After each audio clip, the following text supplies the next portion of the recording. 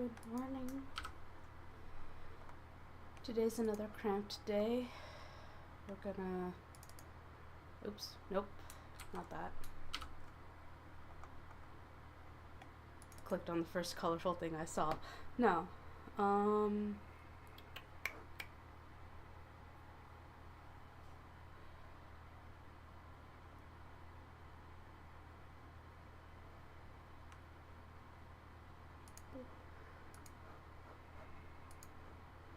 Let me get my...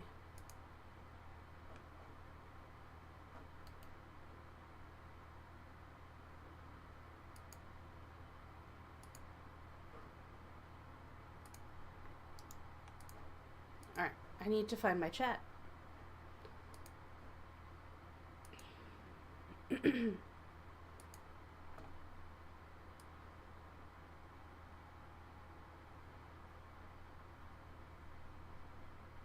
Oh! Hey, Minnie!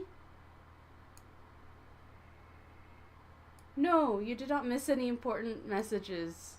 I just haven't... I started the stream before I was fully awake to keep me on a timer. I was just about to post today's notification and to-do list.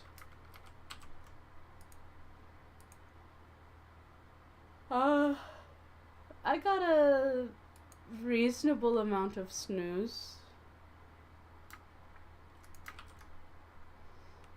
I slept okay. My nose is feeling mildly congested, which sucks. So I don't know if I'll exercise tonight, but if I don't, I should probably at least like go for a walk or something. I don't know.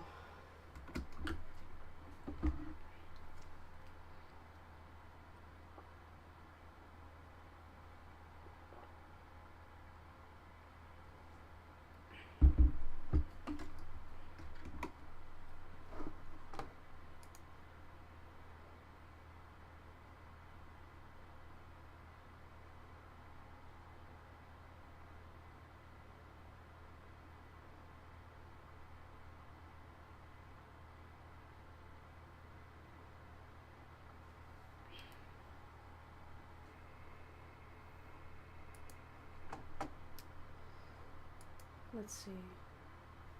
There.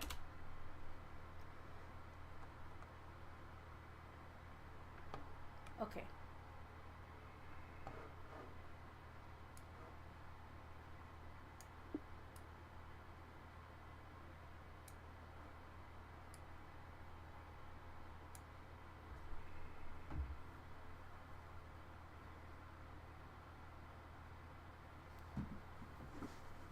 Hold on.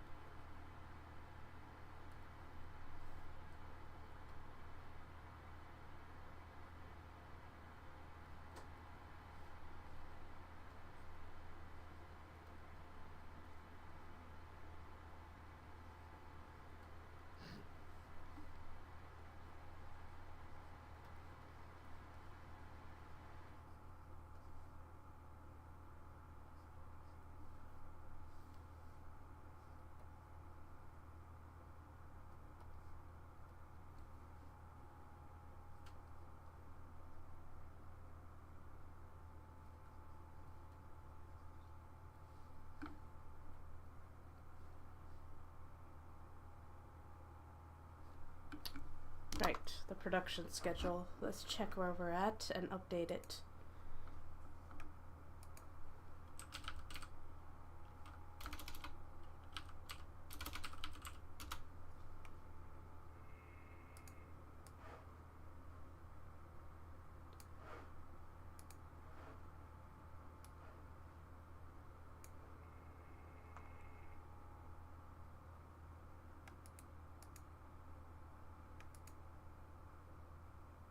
There we go.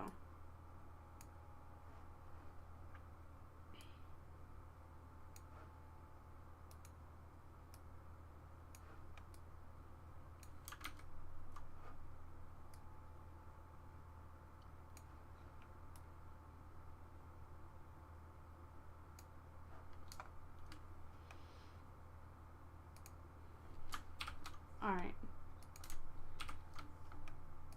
We did line work.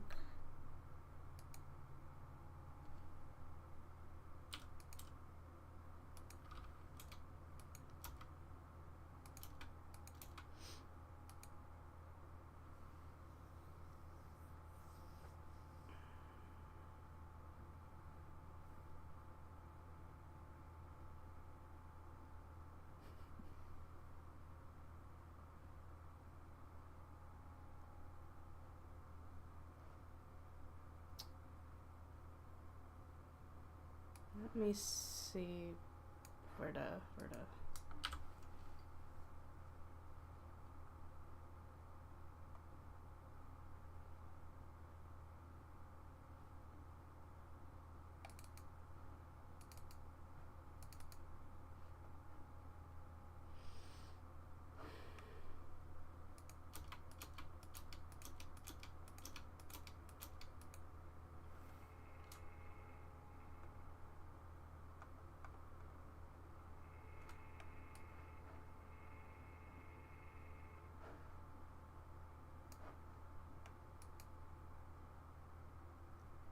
I might have done some flatting work last night.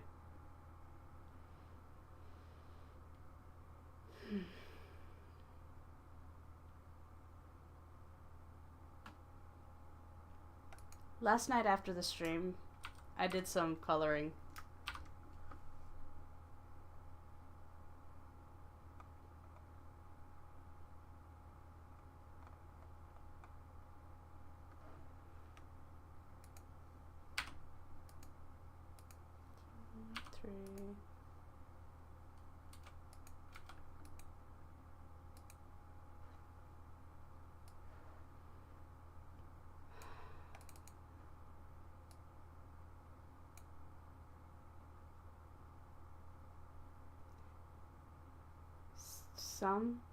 Some, yeah, just a little bit of flatting.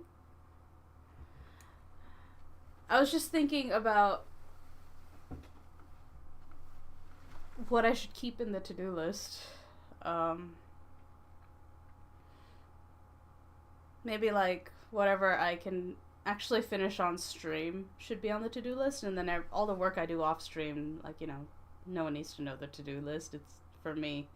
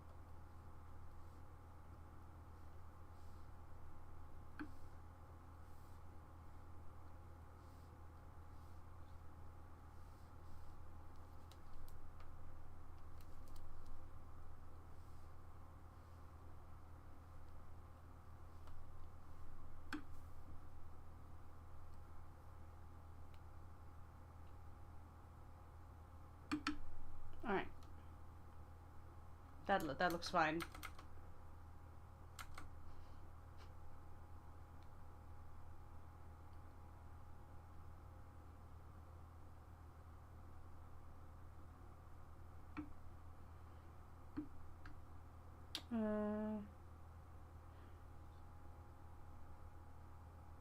Right, so Gossamer Lakes to do is done, and then Twitter, if we get to Twitter.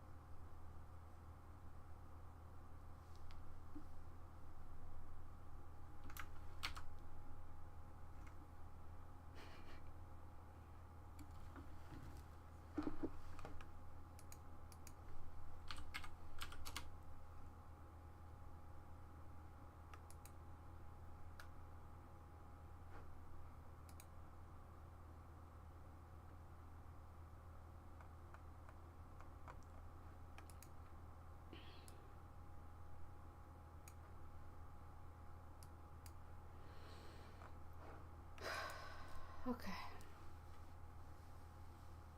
Ugh.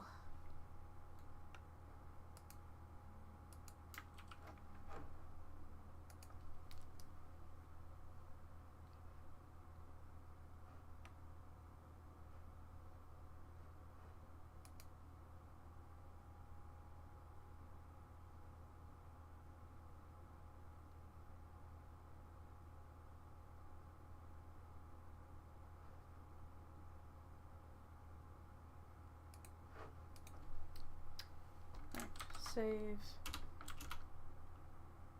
Done.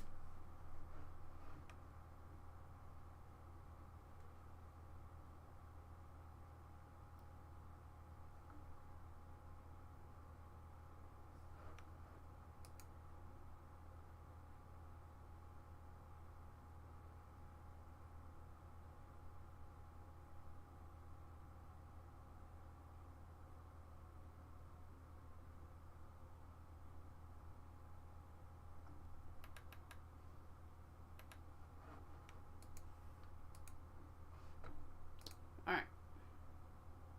First is the Million Words Challenge. I need to record some of my writing.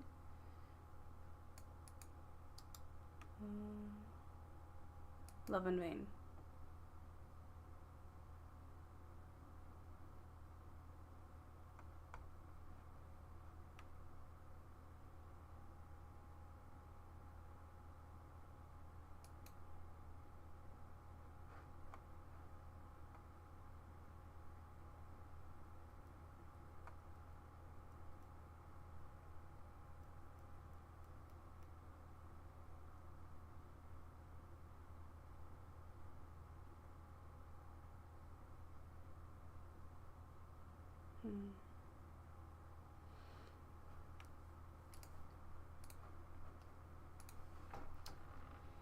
Alright.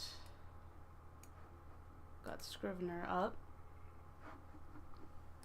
And then I need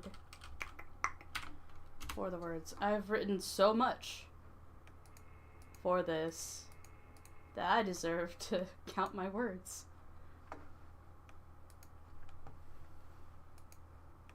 Let me see.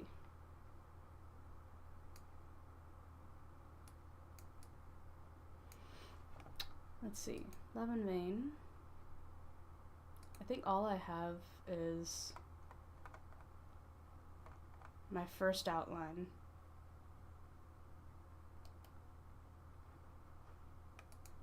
The story has transformed so much from my initial version.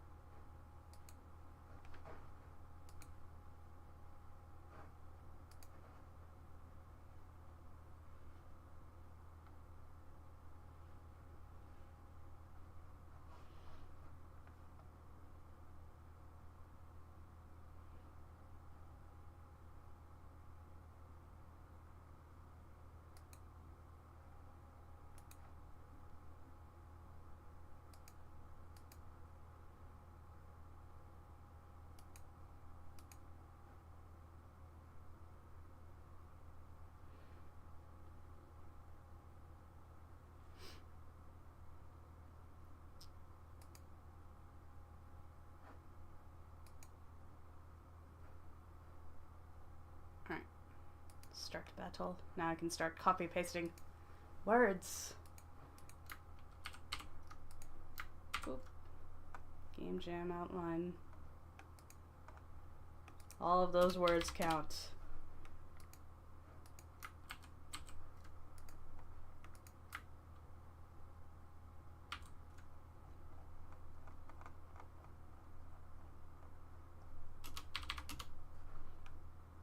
Endings. Alright.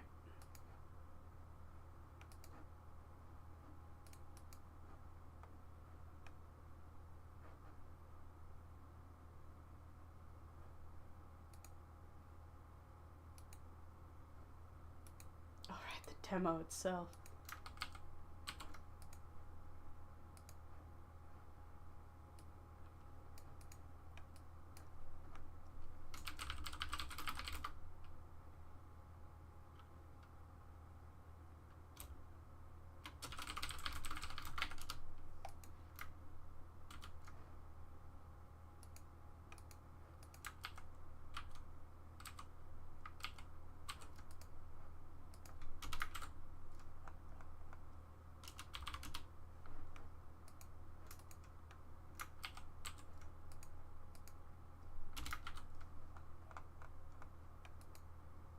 Oh, I leveled up in For the Words. That's great. That's nice. It's been a while since I've leveled up. I've gotten to like a higher level.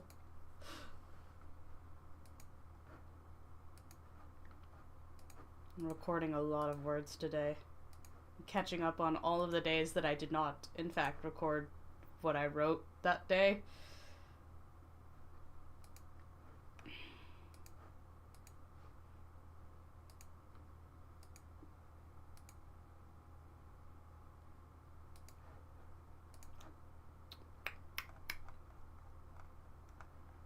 Let's see.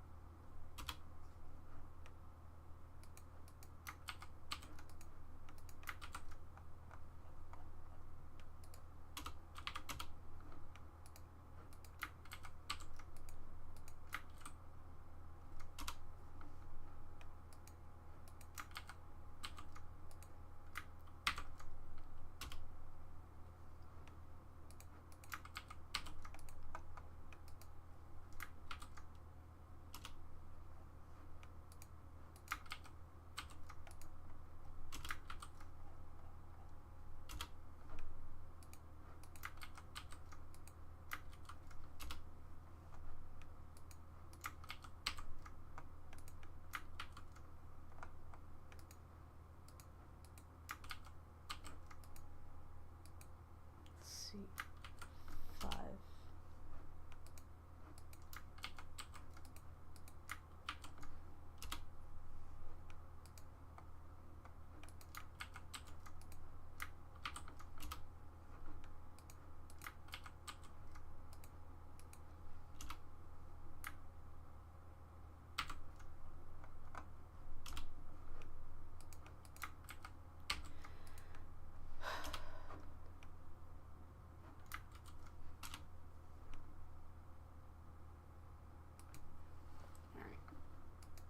Making good progress on my For the Words quests.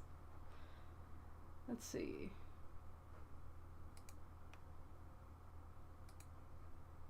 That works. All right. Oh no. Let's see. Okay.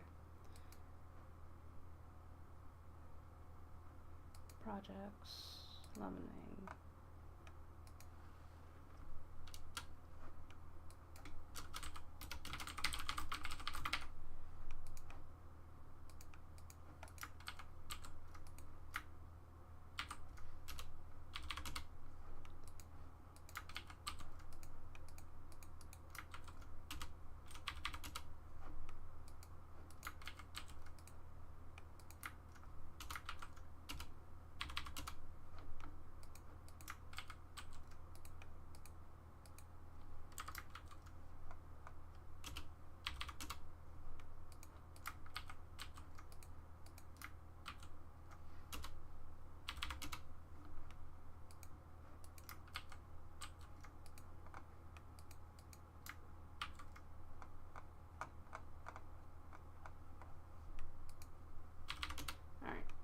almost done recording all these words. Hooray!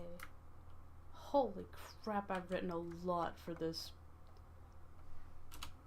So according to my For the Words, 12,600 words is what we wrote from my outlines to the script in the game jam.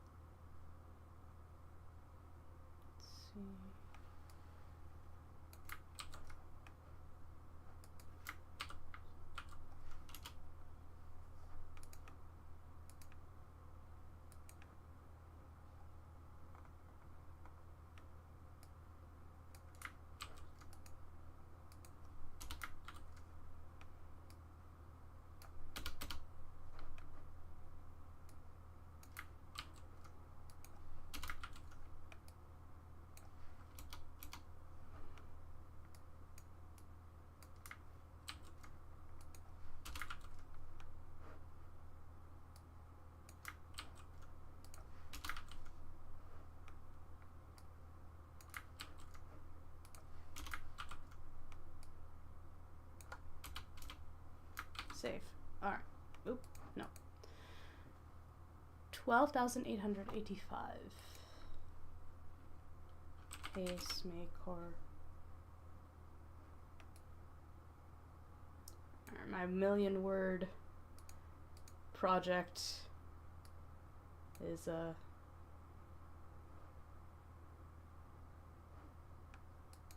ongoing. Let's see.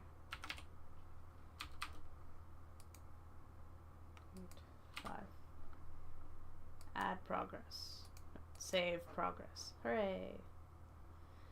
Alright, so as of today, for all the words that I have actually recorded, we are 85,000 words, almost 86,000 words into my million word challenge.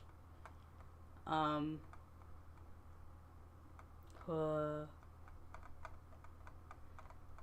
don't know if I'll make it. But it's only February. It's still early in the year to find out if my million word challenge is gonna work out. Fingers crossed.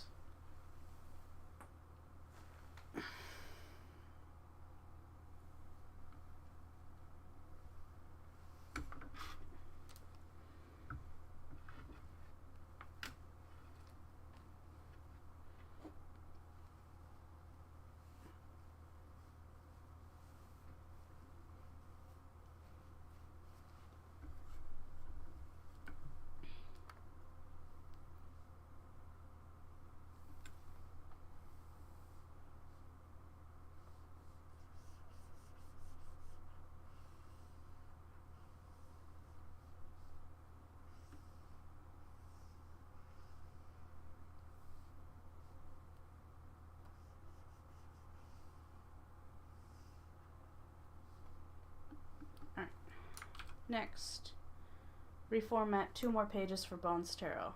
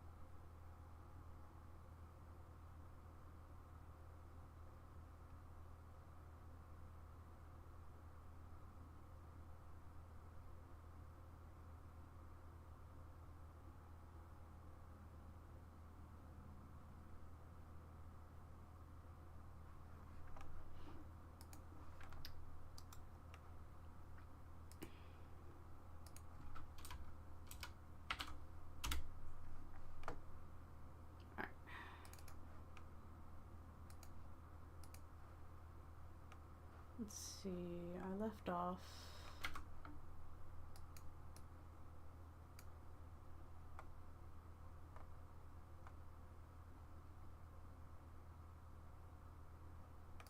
Here, I left off here. So these two pages, 10 and 11. Mini Sheep, what is the goal for my 1,000,000-word project? It's to try to write 1,000,000 words in a year. I got to 700,000 last year, and I'm like, oh man, if I do more writing, then that one still? Yeah, I started it, start of December last year? Yeah, I reset it. I reset it December last year to try again.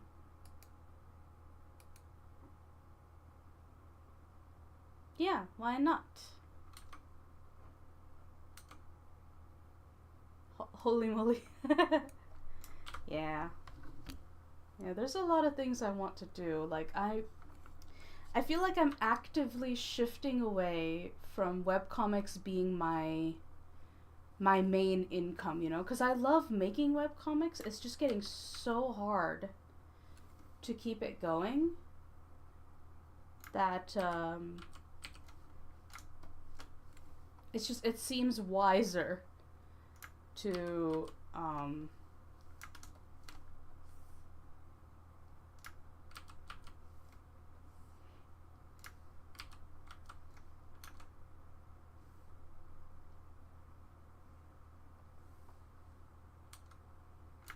what was I saying? It's getting harder to keep up with just webcomics. Especially if the webcomics that work best are like full color, scroll, like Bones Tarot was. It'd be nice to have some novels, visual novels, other stuff in my repertoire so that I'm not relying on art the entire time. It's much more stable with diversity. Yeah. Looking to the future. Like how the anime quality bar has raised beyond reason. Kinda. Maybe. I don't know.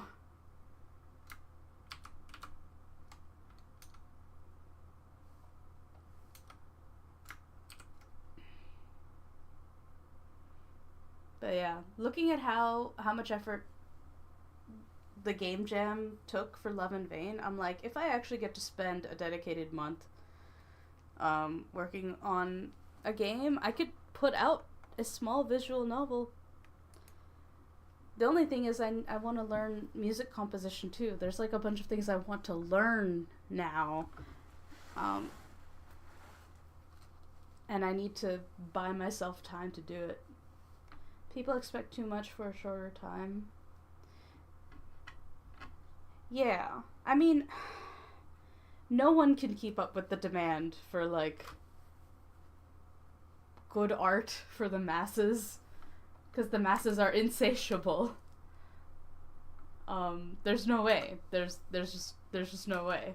Instead of trying to meet demand, I think I should just make clear boundaries about what I'm capable of to those who support, like, my work.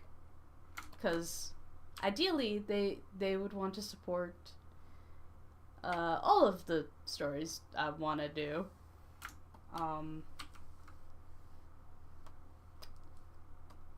What's going on?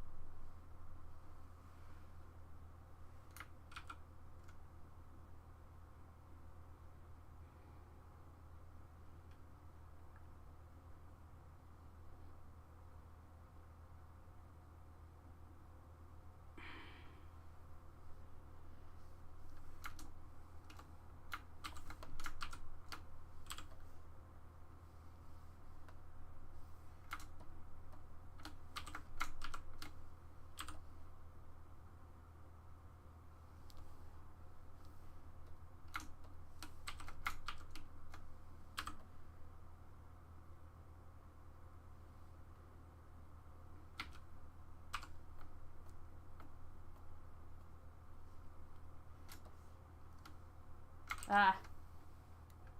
Wrong.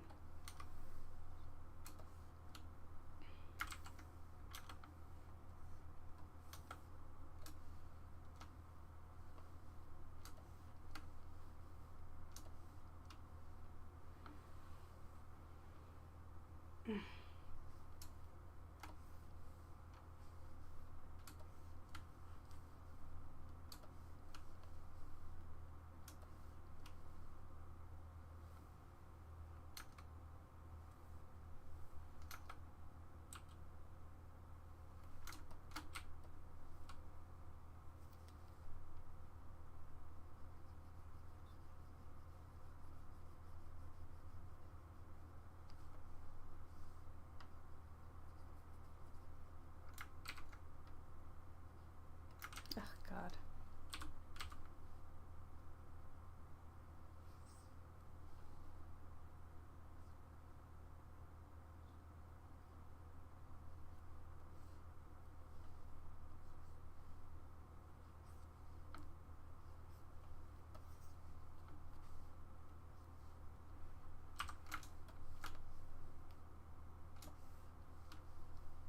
Oh, for the love of...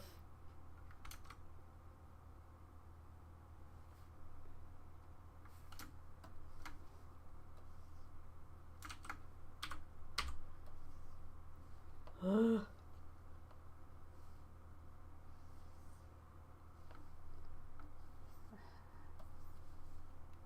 In trying to do one shortcut, I made my life harder in a different direction.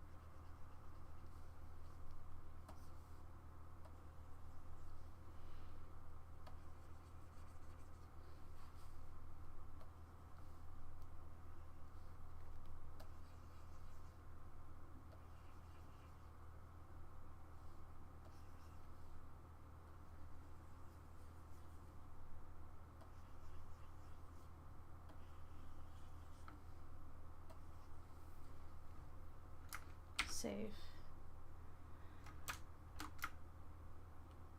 Cool.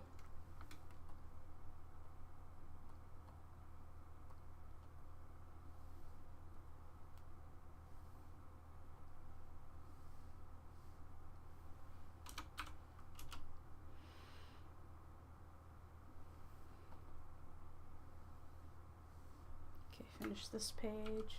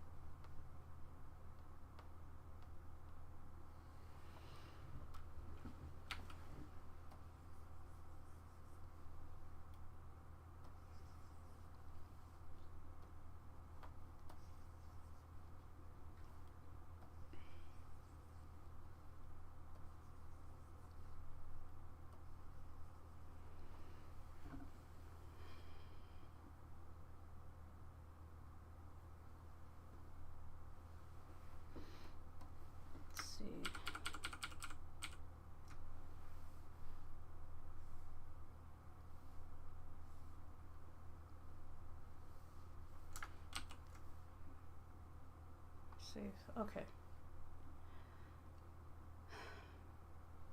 Save. Mm-hmm.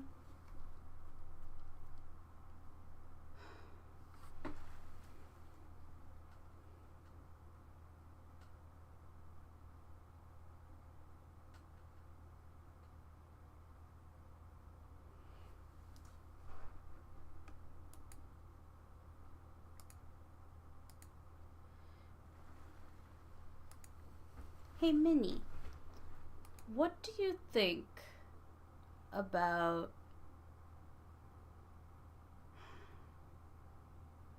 I'm trying to I try to convince myself hold on. Not convince myself. We know that working on one project at a time is extremely beneficial in the long run.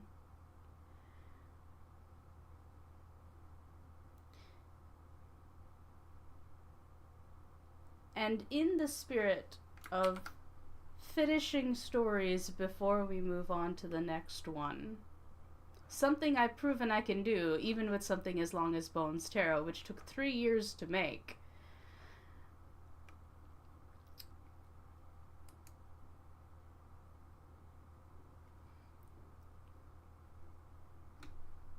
After Gossamer Lake, which is a Patreon exclusive, right?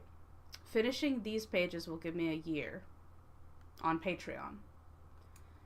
Then we're going to finish Moon Fairy. That's fine. And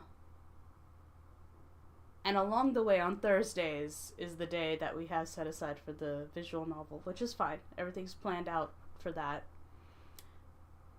The trouble comes in during Partners and Running Fish, right?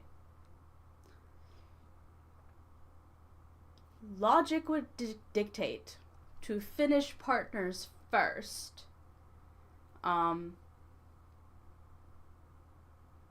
Because Running Fish happens 2 years after the events of Partners anyway. So if I let Running Fish go on hiatus for however long it takes to finish Partners, that would be better in the long run. Because the idea is not to try to do more for webcomics than I'm getting back out. The effort does not match the income at the moment. And that's why we're working so hard on the demo for Love in Vain.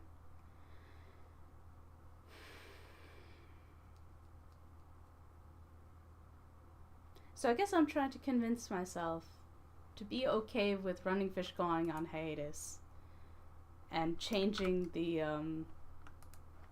where's my demented calendar? See, the calendar gets updated, right?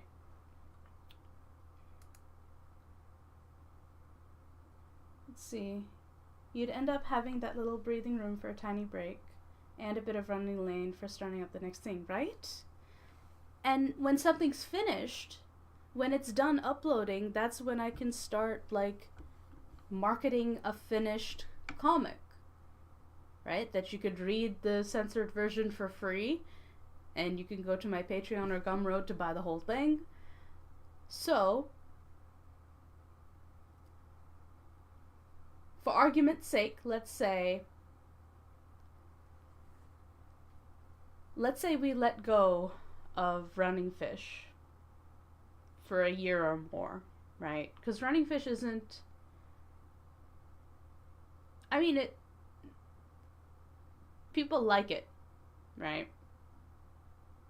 And it'll keep going until March 12th.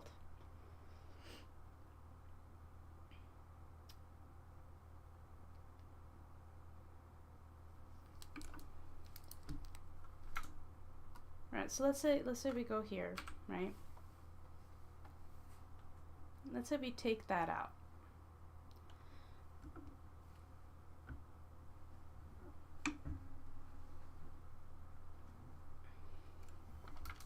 which means everything that's in blue. Alright, so let's get rid of... Oh no, let's not get rid of that. There.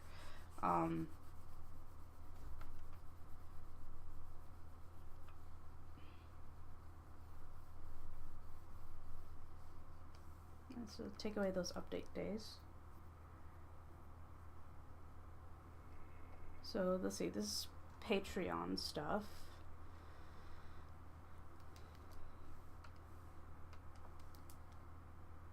Alright, so it's Gossamer Lake, Moonfairy, and Gossamer Lake. Partners, Gossamer Lake and Moonfairy. Take away Running Fish. This way, on Patreon as well, I don't feel like I have to overlap my comics to release on Patreon. It's going to make Patreon easier to do too. And it'll help keep Patreon far ahead of free pages, right? So Running Fish runs out on the 12th. It ends on volume 3. They get to the end of volume 3. If I take away this,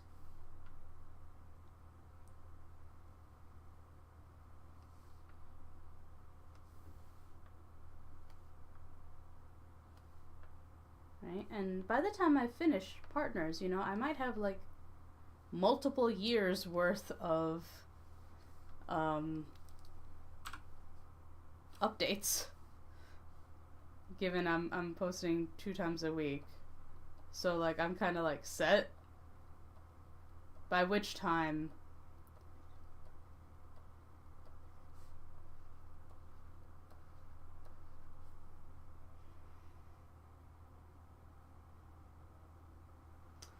I have the same issue, or had, I might say, where I felt I was never going to reach my goal doing everything at once. It's only now after doing the rebooting where I'm chaining myself to only one project, and I'm seeing progress. Of course I get tired of that, then I have fan art illustrations and boredom designed to blow off steam in other areas, yet I know I want to commit to finish it, split the uploads out with weekly or every 10th day updates, giving me that booster to work on next, in the same manner. That makes sense, Minnie. And the longer I do this, the more, sorry, hold on, my nose is like, it's doing the thing where it's like congested at the back of my throat. Nasal spray.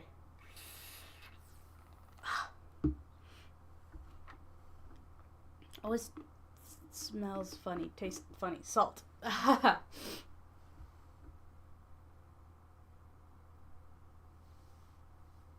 What was I saying? What was I doing? Yeah. And more than anything, I like seeing progress. I feel that the first will be the worst because monetization will be unstable too. It really will, honestly. The first... I like to joke that Swaha is going to be the worst comic I ever make, because it's my very first professional one. Though, to be fair, it's probably Cake and Coffee that's the worst comic I'm ever gonna make. And you have seen that one plenty, right? I've showed it off. The first really will be the worst thing you make, because it's impossible to get worse at something you do every day. Right? It can't happen. It is not possible. Unless you bonk your head and lose your memory or skills or something, and then you'd have to readjust. But, like, you know, edge case. Once you get into the realm, it'll rock better than the alternative. Yeah. Yeah, because the alternative is what I've been doing all this time. Trying to do 5 different things at once. And the good news is, now that I have a closer eye on my budget and everything, I can get smarter about, you know, the whole thing about how do you increase profit margin. In this case, how do you increase savings? By cutting costs or earning more, right? And if I cannot stably earn more on the regular, I have been finding places to cut costs, which is why I don't buy goodies. Everything extraneous is now going into savings, specifically because we're shifting to this one project thing.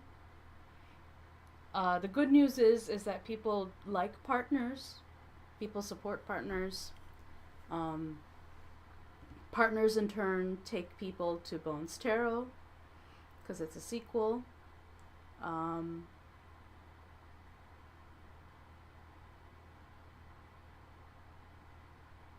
also wonder if I should. No, we're not going to color it. We're in too deep. It's fine. We're in too deep. I need to regularly convince myself not to go back and color partners in Running Fish because it is a massive waste of time. And it'll be cheaper to sell on Amazon later if it's in black and white. Okay. I also don't want partners to run on forever, too. Like, I want to wrap up the Assassin's plot and do all the relationship stuff and...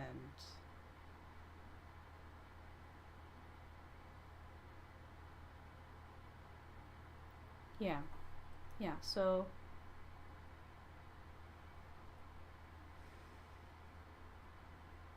Stick with the current format, and if time ever allows it, you have enough profit to hire help with coloring, then you consider a new edition. Yeah. See, I would just need to hire someone that can do flats and shading. Basically do what I do for Archia, and then I would take care of all the lighting and highlights and the atmospheric stuff. But having a colorist that could do the flats and shading would honestly be super helpful. And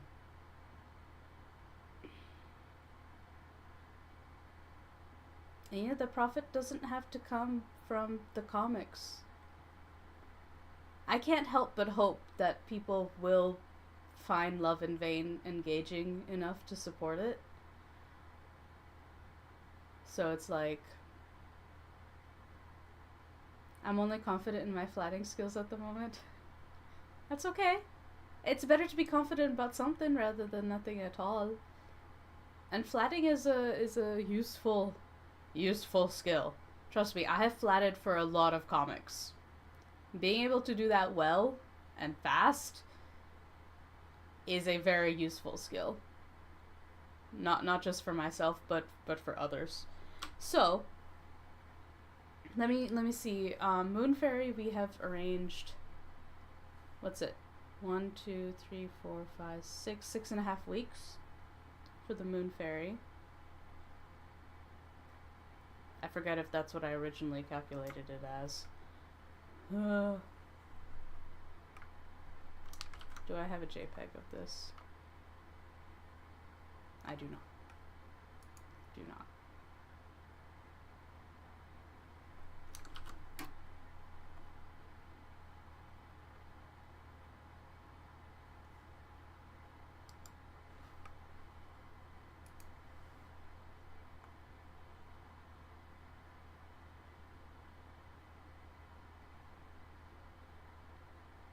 Okay. Alright. Because Moon Fairy stops updating April 25th? Is that right?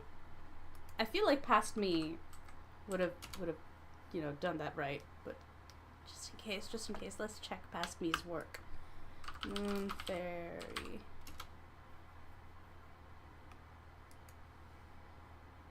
Man, I can't tell you, like, I've had the Moon Fairy storyline stuck in my head for years. Oh no, I'm scheduled out to June 20th. What is this? Moon Fairy's on Thursdays. What, did I just not want to... Oh, it's because it ended up in here. What? Alright, whatever. let me get a more realistic view of Moon Fairy. Alright, till the 20th. Okay. Right, so say we finish the Gossamer Lake stuff by the 15th on schedule. Then we do the Moon Fairy and we finish that, which is about 60 pages by the end of April, right?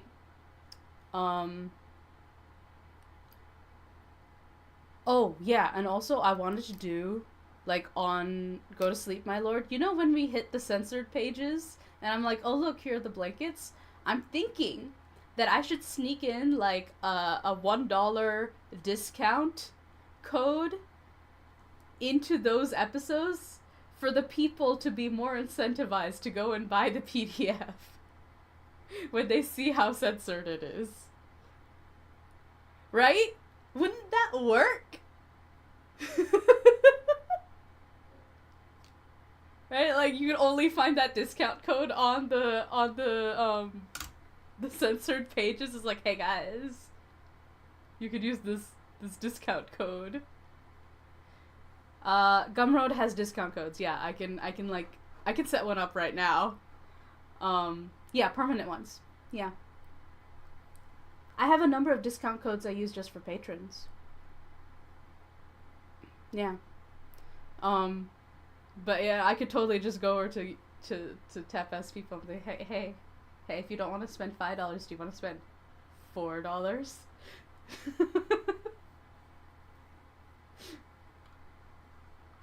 Yeah. I think it'd be pretty incentivized. You know, I bet even if I took like 50 cents off. No, $1. I could do $1. Because at that point, like, you know, nobody's buying it right now. After the initial, initial sales, there haven't been any sales at all on Go to Sleep, My Lord. Probably because it updates 5 panels a week. And so it's slowly building the scene. They haven't seen a lot of it, right? We're only like a couple pages into the story. But yeah, I think the moment we hit the censors and they find out that the only place they can read this is Patreon or Gumroad, and Gumroad is cheaper because it's currently at, yeah, this is a bonus comic, so it's at my $15 tier. If they went to read, then at least a good cookie reward would be nice, right? Yeah. So I think $1 off is fair. If they stuck around and were like, "Ooh, this is great, but I would like to see the spice," and I'm just like, "Here, $4. Buy me a coffee." Basically. All right.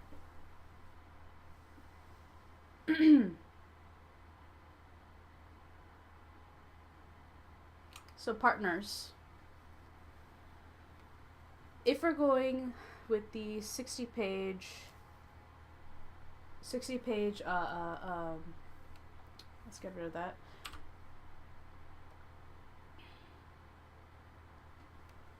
If we're going with the about 60 to 64 page volumes, drawing it in black and white literally cuts off half the time it takes to make the pages. Like, imagine if I didn't have to flat and do all the coloring stuff. Like, that takes up half the time. So making 60 pages, like drawing them, would take 4 weeks instead of 7.5 or something. Alright, so if I work on, I don't know, but the remainder of volume 3 is what's next. Anyway,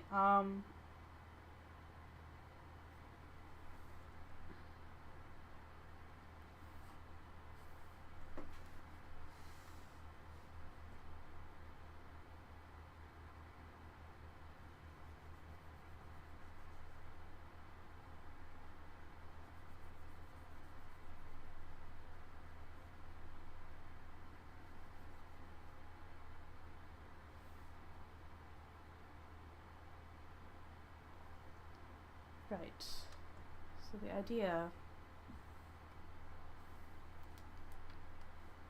is to start uploading partners again by the end of May.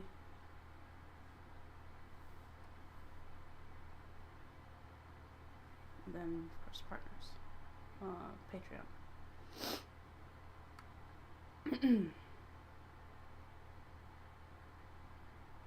And the Moon Fairy, what was it?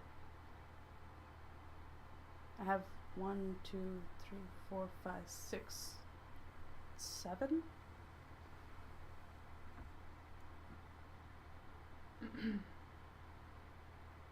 How did that figure out to 7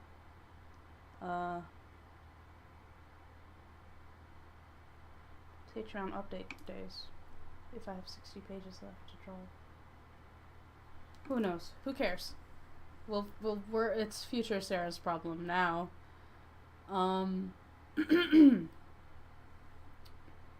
vein. There. So, I mean, if it takes a month to do 60 pages of partners, right? So 2, 4, 6, we need 30. So 1, 2, 3, 4, 5, 6, 7, 8, 9, 10, 11, 12, 13, 14, 15, 16, 17, 18, 19, 20, 21, 24, 25, 26, 27, 28, 29, 30. Wow. Wow.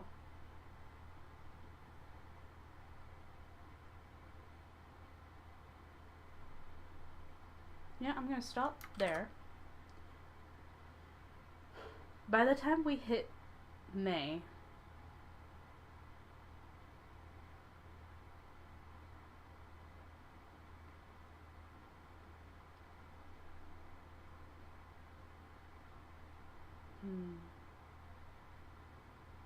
yeah, once the writing part of Gossamer Lake is done, I can start the writing part for Moon Fairy.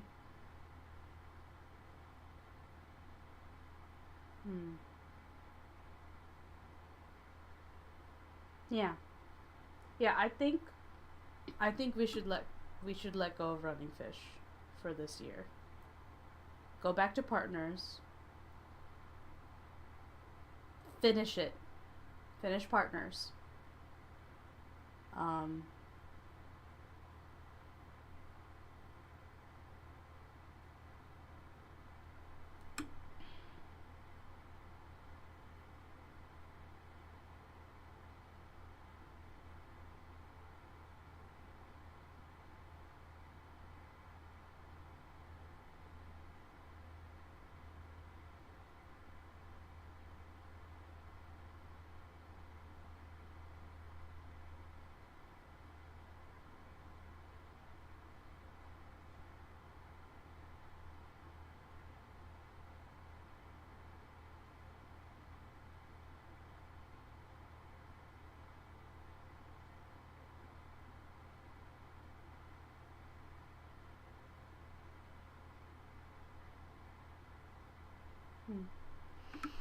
Alright. I started to space out. I started to daydream.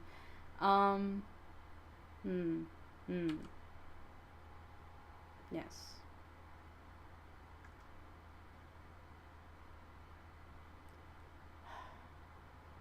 Minnie, tell me that royalty-free music is fine for now. That I don't have to delay the demo just because I have royalty-free background music. That it's fine. It's more than fine. Okay. Right? There's no point delaying the project just for me to learn music composition. I can worry about that for future projects. I can't do sound design for shiz. Oh. But I want to. I only want me to make the assets. I can't be unrealistic. Nor do I have the coin to hire the help. I know. I know. Oh. Alright. Alright, good. Good. Yes. Thank you, Minnie, for helping me decide on this, because it will only benefit me in the long term to focus on one project at a time, because we are going to need to reformat partners. That is a thing we do need to like take time to do.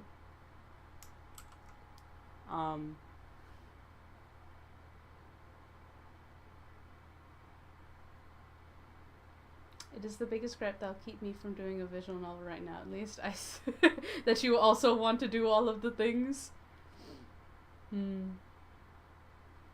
Might fiddle with script and coding. Ooh, fun.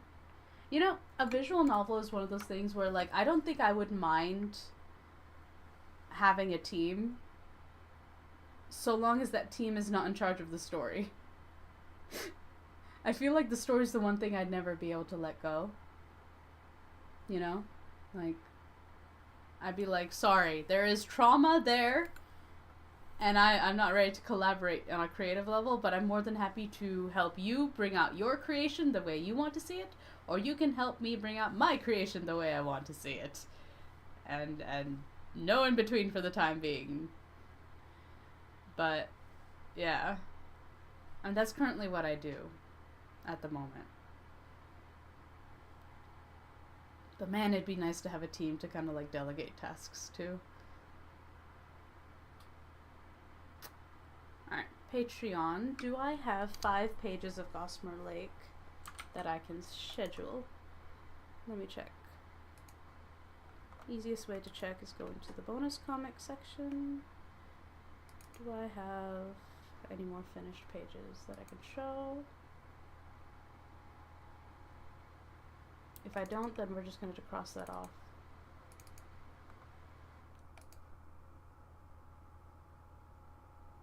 Is page 10 done or not?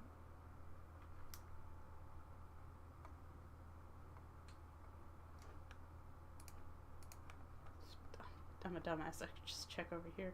It is not done. Alright, we do not have 5 pages that we can give to Patreon, so we're just going to cross this off.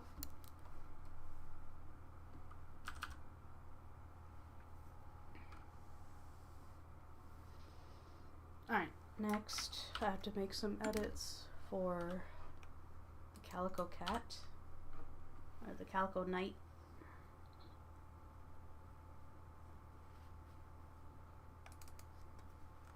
Ugh, my earring is digging into my skin. Don't do that. Stop it. Alright.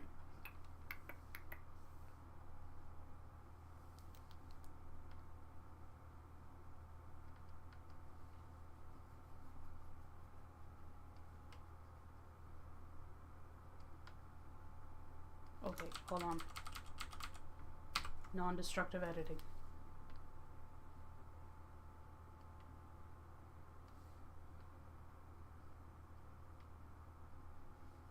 So the 2 things I need to edit are the hand and the cape. Or team up with people who vibe with the project enough to donate their skills to help bring it to life. Maybe, but I feel like I would hold on. Indeed, if all members on a team make final decision on the story, then it will be a mess. You take a stance where your own position for the project will be writing, drawing, signaging, and more. The stuff you can't or won't do, you hire help for, or team up with people who vibe with the project enough to donate their skills to help bring it to life. Yeah. Yeah. I think I need to become more clear on,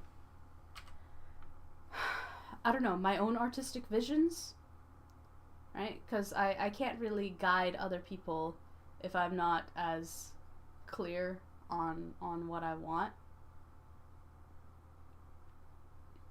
And I only figure out what I want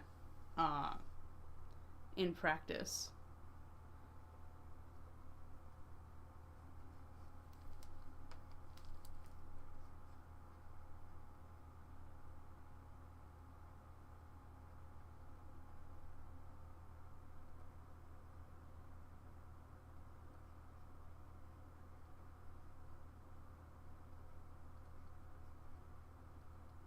This is how project managers are made.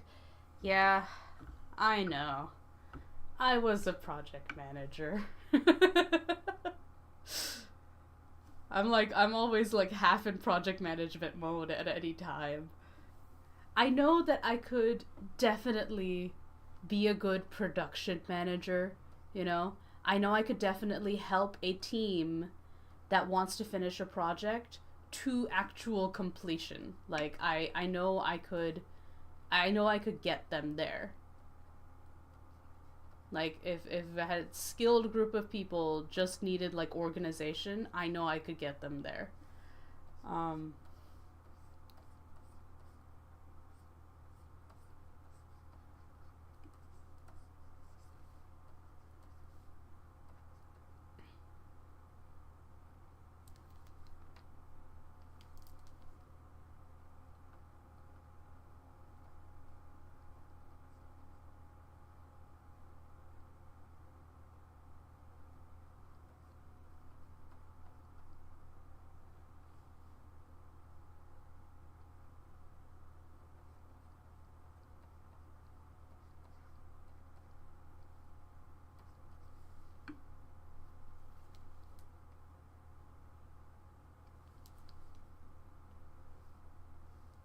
Oh no, wait, shit, that does make sense.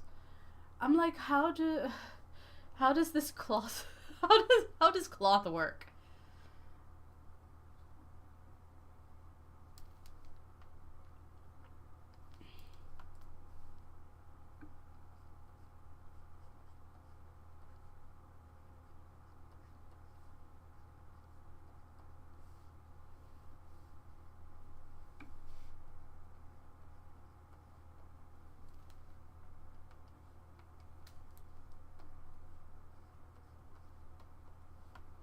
How do folds fold? I know, right? How does cloth work? How do folds fold? How do I draw all the stuff that I can't see? Alright.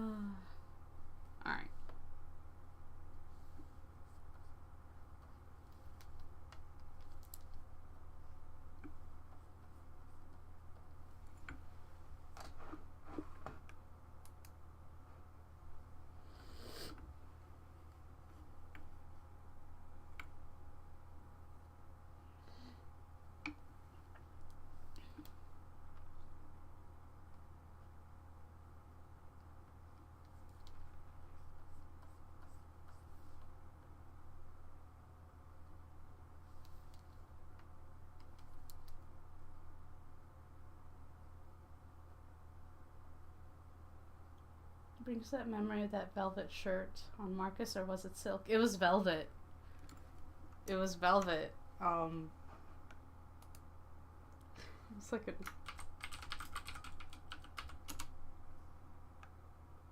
No, that's not it. Let's see. Or. That was like my impromptu fabric drawing tutorial. I might have deleted those files.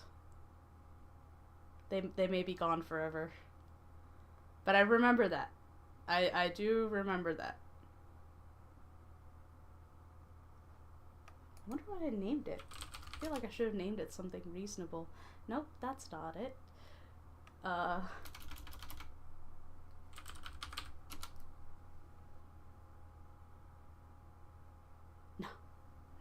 can't find it. I do remember that. I do remember that though. It was the how do I learn to draw certain materials tutorial. And the whole like studying from photographs, referencing from photographs, tracing, trying out new poses while using a reference. It was like a study dealy. Alright. That looks cute. She looks cute, right? Yeah, and it's close. Yeah. Let me check the email. Because I might be able to do some line work. I can start doing some line work. Because his only notes was on the cape and the hand, so I might as well.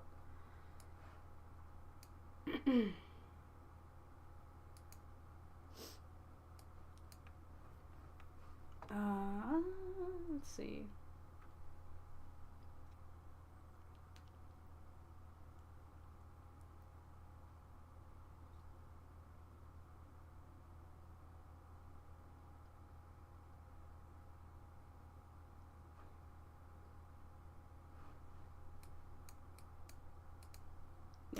Alright, let me save this. Send him a fresh JPEG, and then we're gonna do some line work. Right?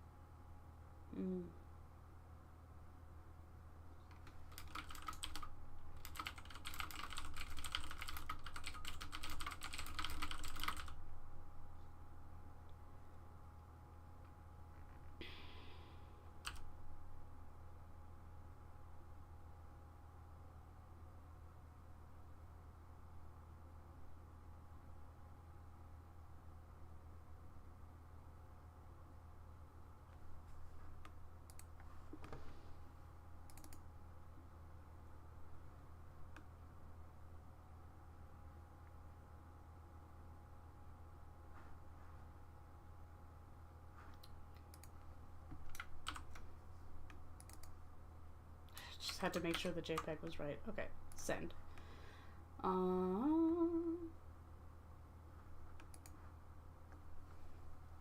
So if I have this, right,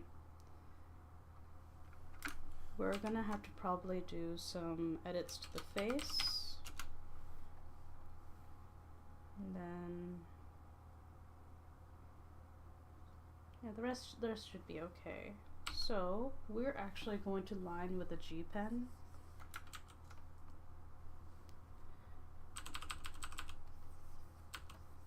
And since I don't know what style we're gonna land on, I'm gonna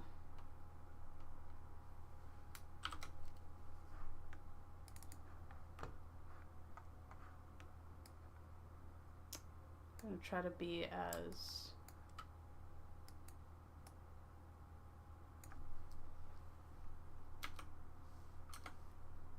easy to edit as possible. So let's see. I just want to do a test. Right.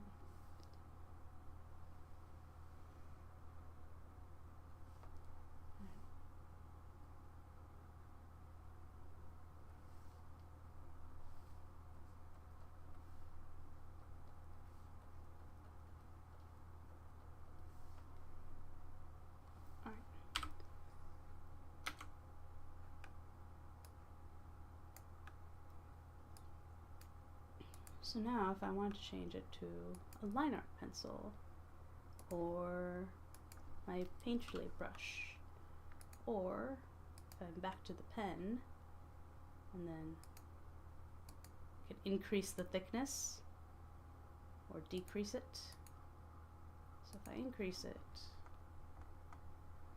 it keeps some of my variety.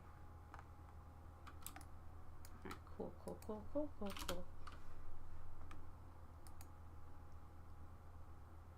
Pencil. I can make it into a sketch pencil. My triangle brush. Line art pencil. Pen. Yeah, so sticking with the G pen. Alright, cool. I'm gonna have to look up like a calico cat to like draw a proper cat tail. Even if it's stylized. Like, hold on. Calico cat.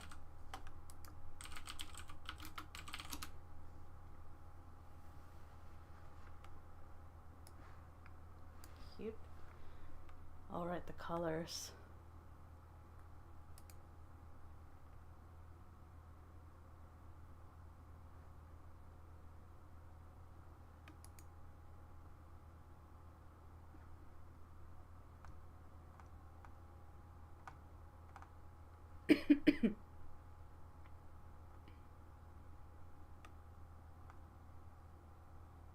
Okay. Well, the tail is straightforward.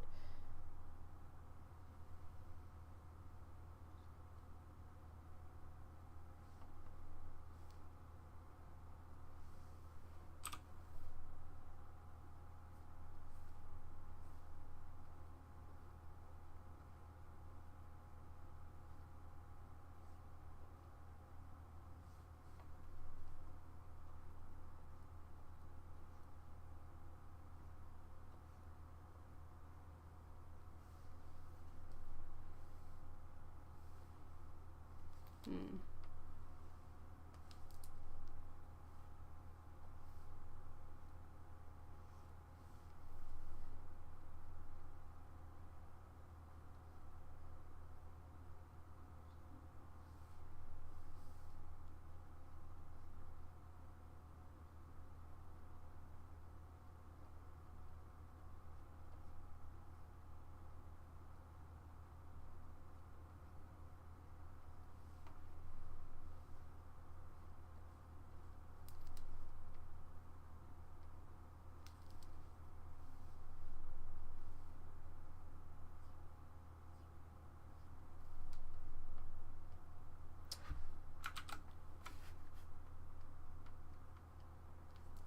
There we go.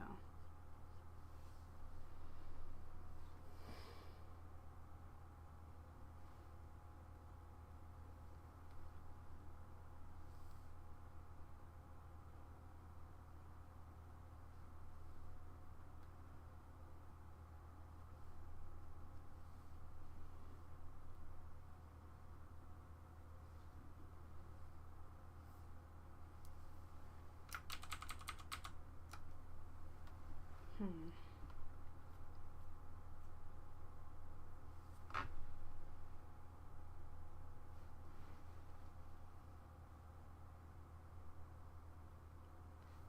You know what?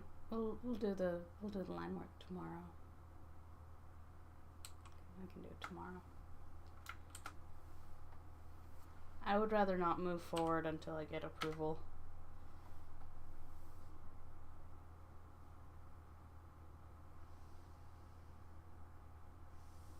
Oh.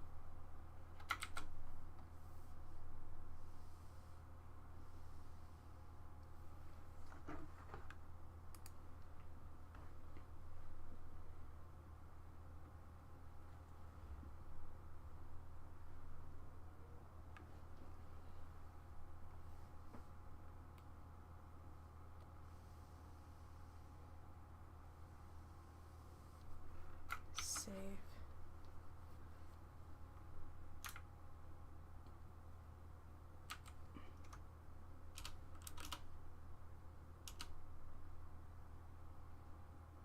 I have the shirt. I did that to reference. Wait, really? Your own server saved you? You have the, Minnie, you have the Barkus tutorial? Amazing! I don't even have it anymore.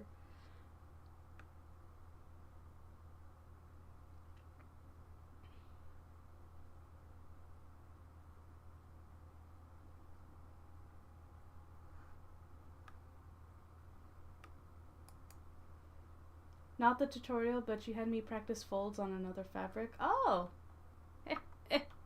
Neat! I'm glad that worked out. I'm sure I have it lying around somewhere. It's probably like somewhere in my backups. But, yeah.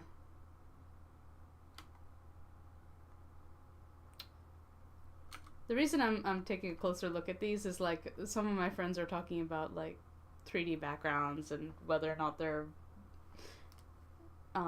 well folded into like a person's art style. And I'm looking at my backgrounds and I'm like, this looks kind of fairly well integrated. Yeah. I feel like maybe the line work for the backgrounds can be thicker.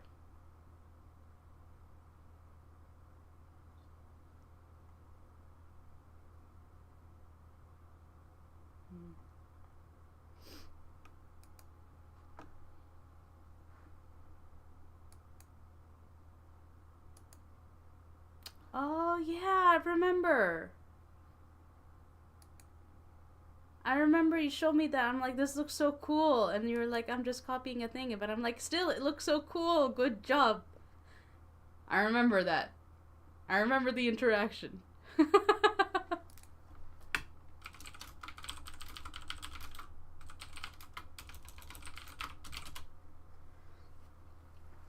wonder if it's in my art chat somewhere. Or my other art.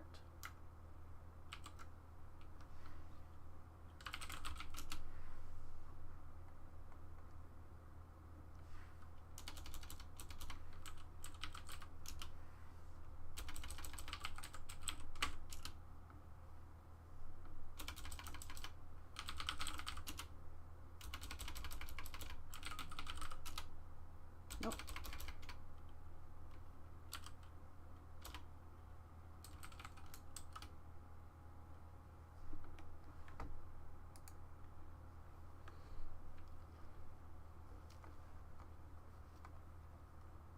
I post so much on this channel. But it's possible. It's possible it's in my server. From last year, right? 2022, you said? Let's see. And that's still 2023.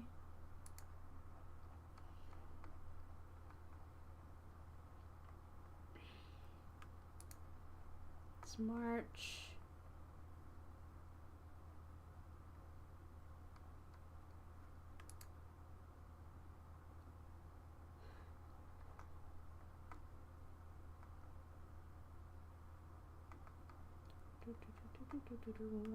I might find it, or I might hit the first post in this channel. 2022.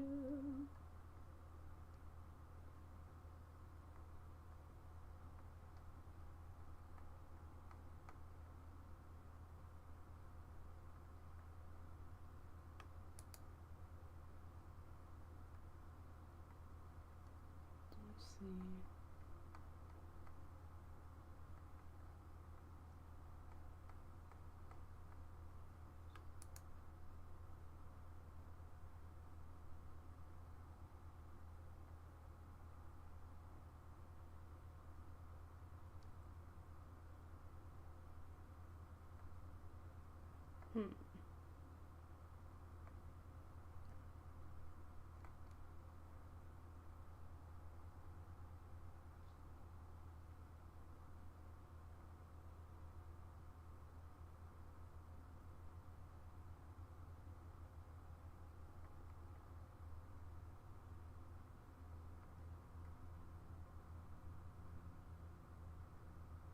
No, I don't see it.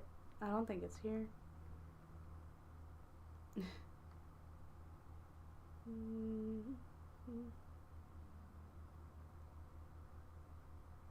Oh, I forgot about the Anathema short story. God, so many character designs.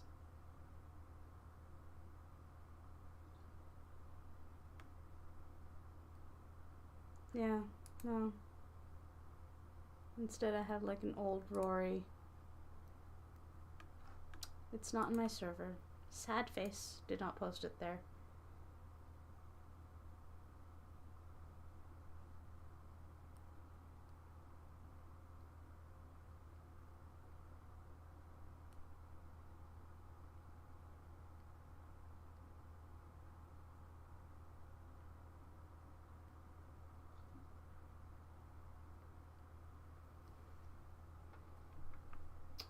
Could it be on Patreon? No. I don't think I would have posted it there.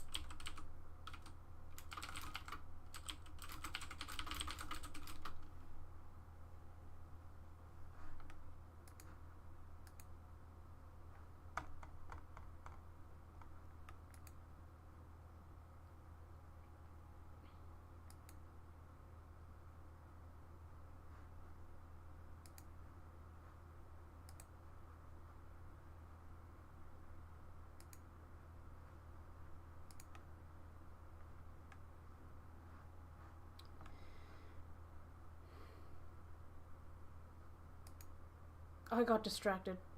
So my buddies are talking and I want to I want to be part of the conversation.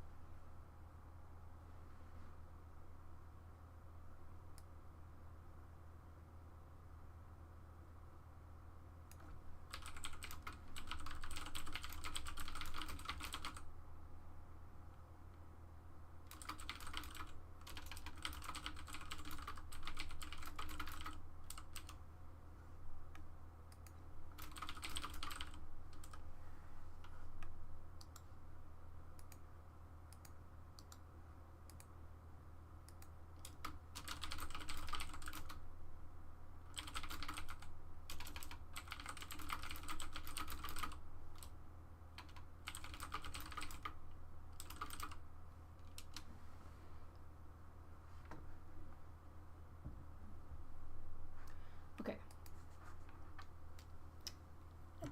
I want to be part of the conversation. They're talking about AI stuff.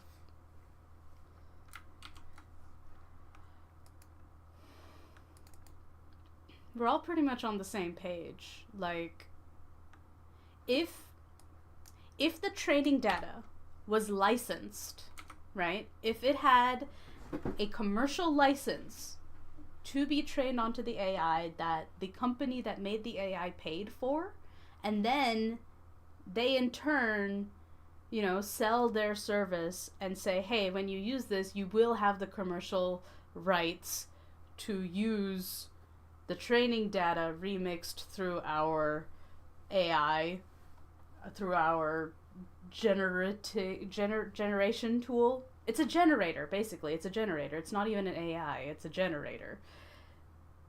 You need to have commercial rights for the training data. If you have commercial rights for the training data and everybody who put their training images in there signed a thing that says, yes, for such and such compensation, or I give permission for my works to be commercially used by anyone, then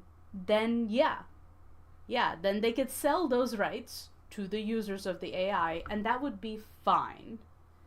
Then people using the generator would have the commercial rights in the same way that I have the commercial rights for the 3D models that I use. When I buy stuff off of Acon and I download it, I have commercial rights to use those backgrounds however I see fit, because I have paid for those. And that's kind of like the whole enchilada. That's the whole thing. If you have commercial rights, it's fine. If it's stolen, like all training data is currently for generative models at the moment, it's not fine.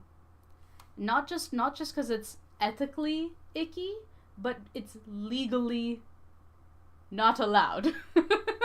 It is illegal what is being done. But the problem is that there's no like good legal processes in place to protect artists on this scale. Cuz they're trying to like shell game this by being like, well, we didn't scrape the stuff, this other company scraped the stuff for educational purposes. But I'm like, you're not using it for educational purposes. They're finding like all these like stupid ass loopholes, and we're getting wise to it. And so I'm just like, this is a problem that's so far out of my own reach that I'm like, once it becomes legally viable, then yeah, then I'll start playing with the generation tools. Because generators can be useful.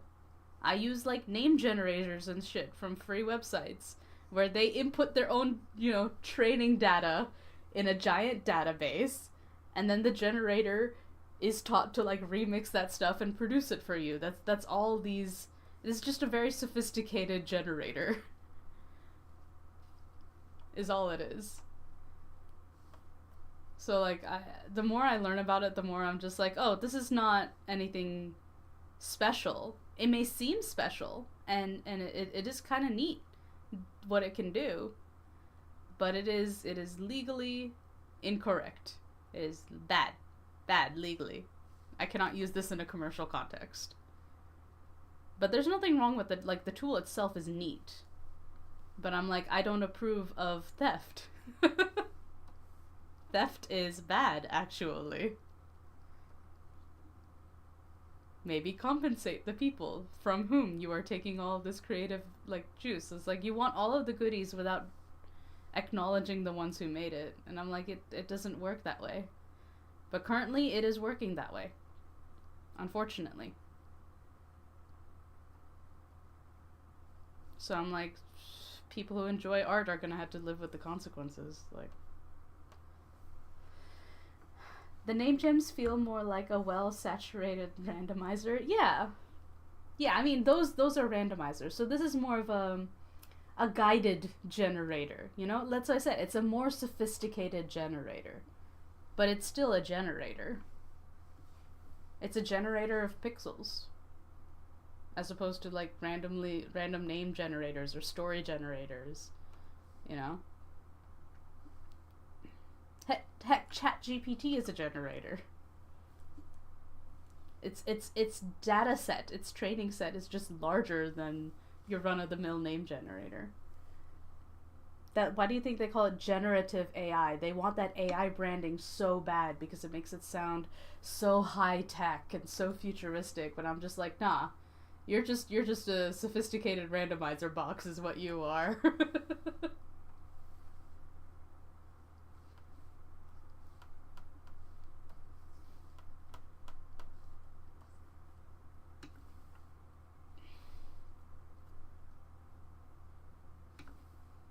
It's also amazing to me how eager some of these people are to, like, replace human creativity. I'm like, why would you do that? Why is this your goal? Like, what do you think the world's gonna look like when you replace all of human creativity with these commercialized remixes of remixes? You think humanity's gonna benefit from this? Like, at this point, I'm just like, I can't help but laugh at them. I'm just like, you're so ridiculous.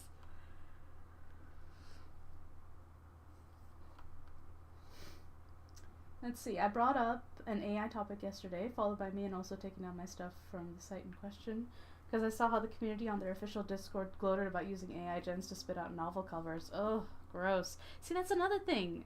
Again, like, when the hammer comes down and it becomes legally dicey to use this shit, I'm like, look, the law may be slow, but if we're noisy enough, and we are, and there are legal cases happening right now, right? Depending on how those cases shake out, the fact that they are not compensated for that training data is going to make it legally dicey.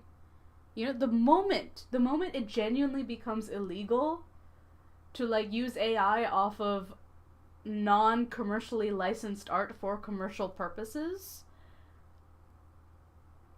if that ever happens, everyone who's used AI in commercial products can become legally liable. Like, it's just the problem is it's on such a massive scale at the moment that everyone's playing catch up. Because the tech industry is always go fast, break things. And I'm just like, can you not break things, maybe? Things that are working perfectly fine? Like the livelihood of artists, I don't know. But that's their thing. They're just like, oh no, we want to be disruptive for the sake of being disruptive. And I'm just like, that's actually stupid. You're solving problems that no one asked to be solved. Or you're solving problems that aren't there. In fact, you are making problems. And I am flatting on the wrong layer. What's happening? This is, no.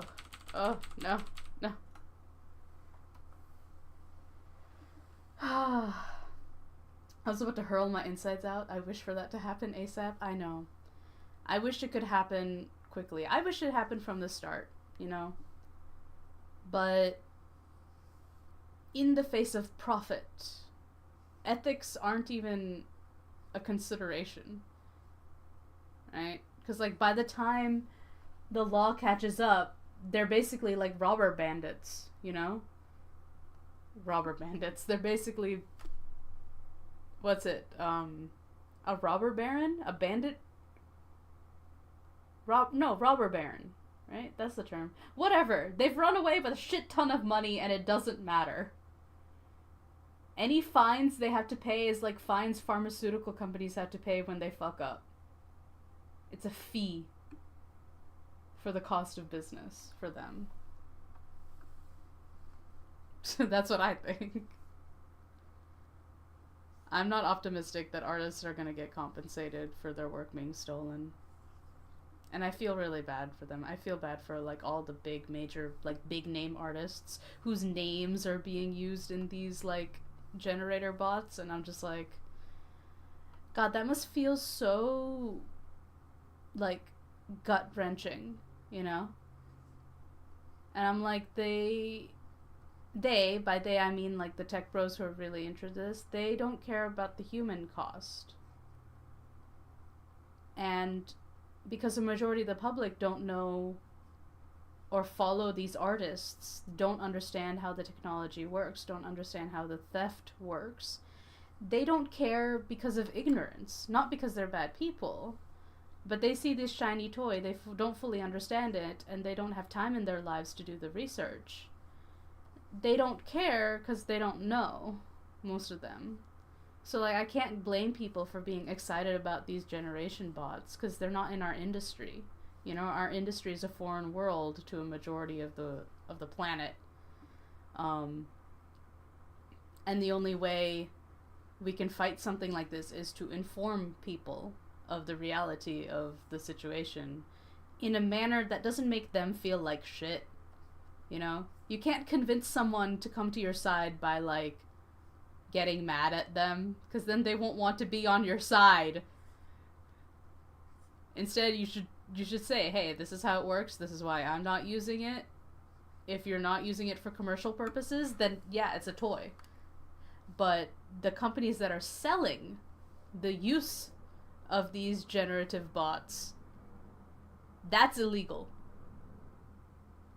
That is actually illegal, and we just need like we need a court case to settle that. And that's why these like class action lawsuits that are happening, which I haven't looked into, but I do know they exist, are so important. But, you know, it's like the class action lawsuit really feels like a small fish going up against sharks scenario. And, you know, it's been known to happen that we've gotten protections through legal means, but I imagine if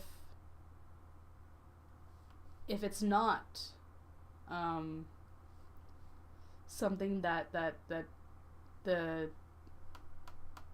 generation companies can be liable for, if it's ruled that, like, no, you're allowed to do all this, you know, this is fine, in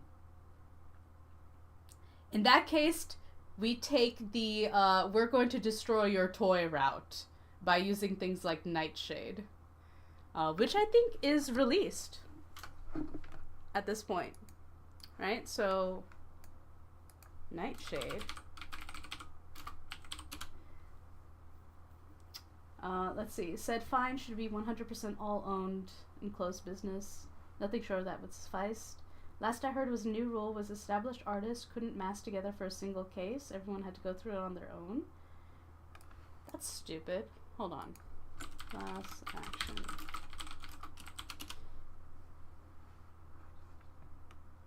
No, there's an AI class action lawsuit.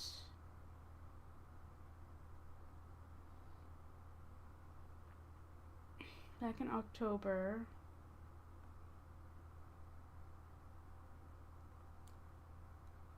I haven't been keeping really.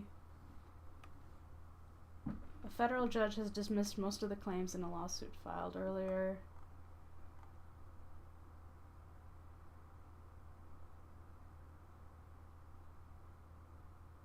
The claims were defective.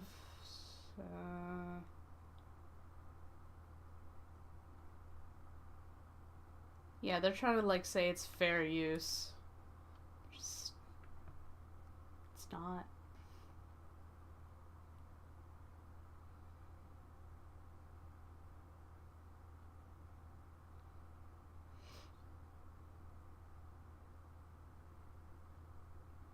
It's like they're playing, like, language games.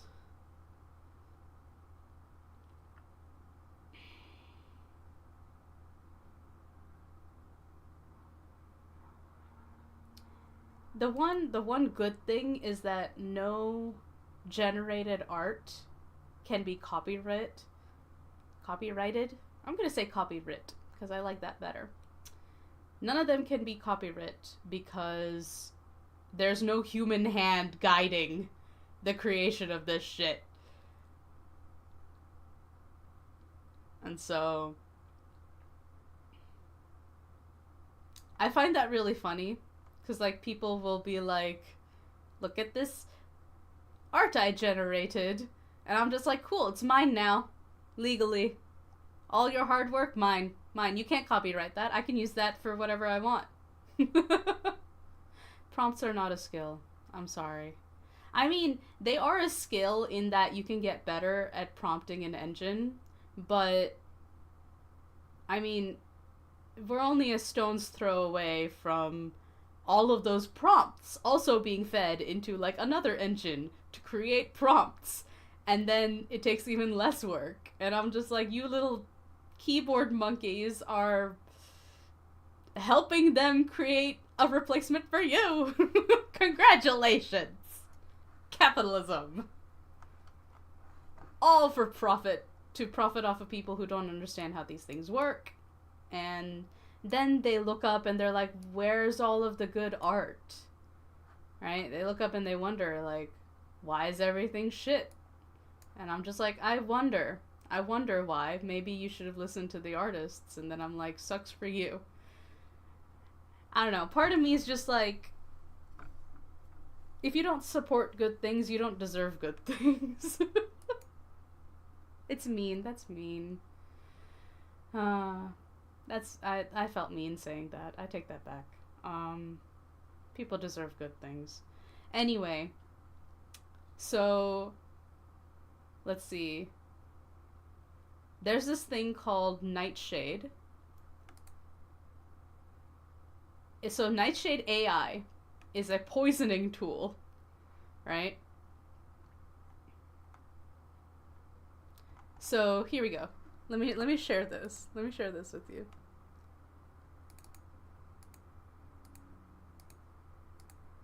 Alright, so Nightshade right here.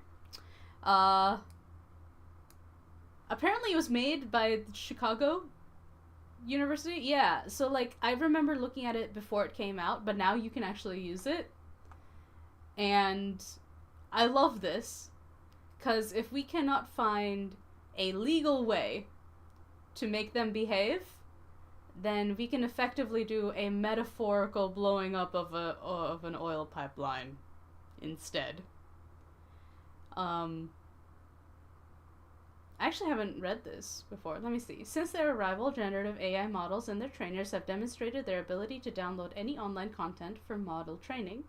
For content owners and creators, few tools can prevent their content from being fed into a generative AI model against their will. Opt-out lists have been disregarded by model trainers in the past and can be easily ignored with zero consequences. They're unverifiable, unenforceable, and those who violate opt-out lists and do not scrape directives cannot be identified with high confidence, which sucks. In an effort to address the power asymmetry, we have designed and implemented Nightshade. I love that name, too.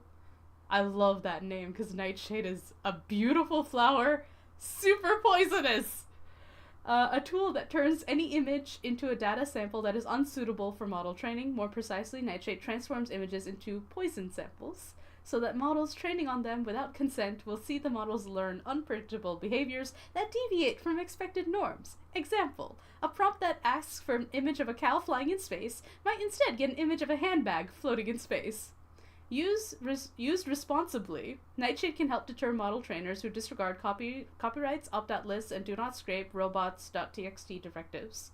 It does not rely on the kindness of model trainers, but instead associates a small incremental price on each piece of data scraped and trained without authorization. Nightshade's goal is not to break models, but to increase the cost of training on unlicensed data, such that licensing images from their creators becomes a viable alternative. They're being very nice about it.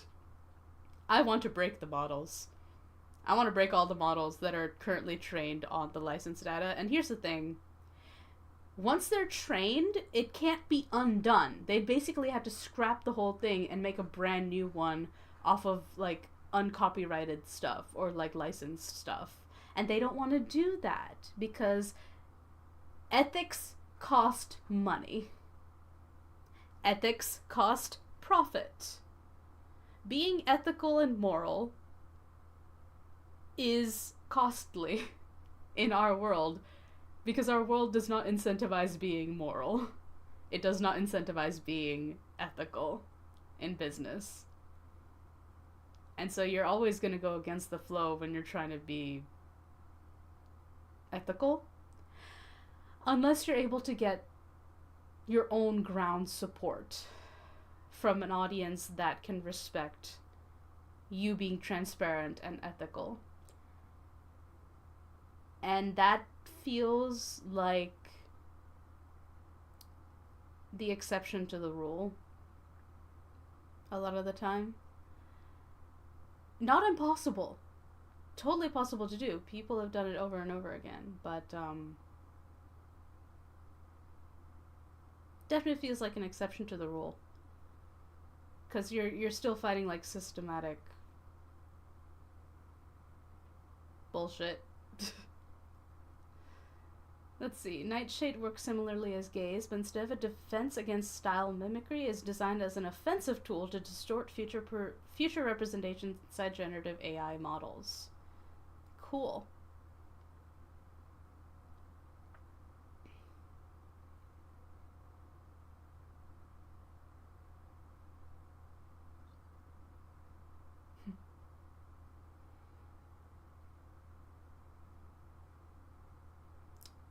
Cool.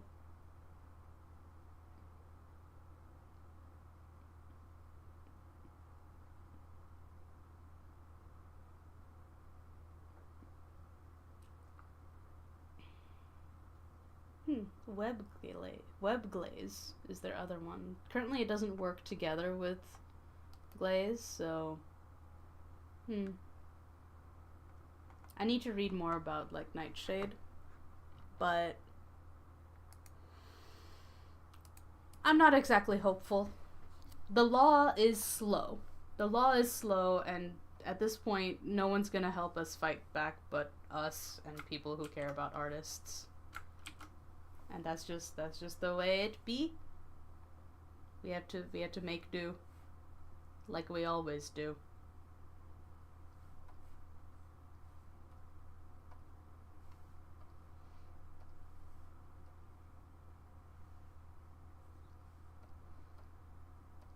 I mean, mastering an art is an uphill battle to begin with, so it's not like artists are unfamiliar with doing difficult things. The time it takes to do just one image, I know, right?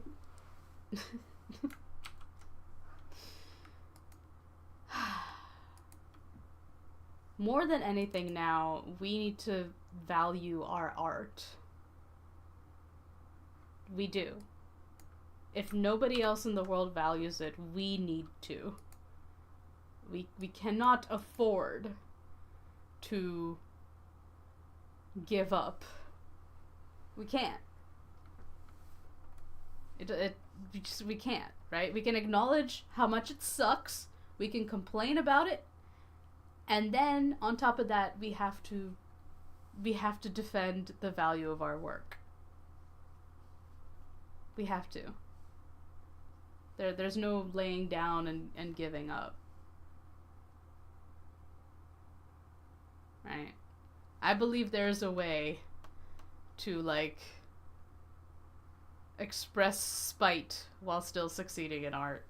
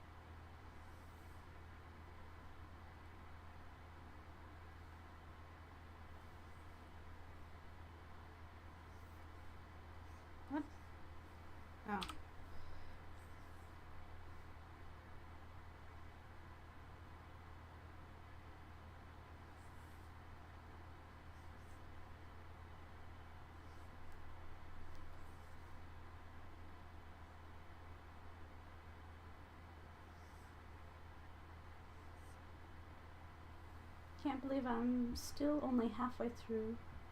Please tell me not to rush. I'm impatient. Wait, halfway through what? Also don't rush.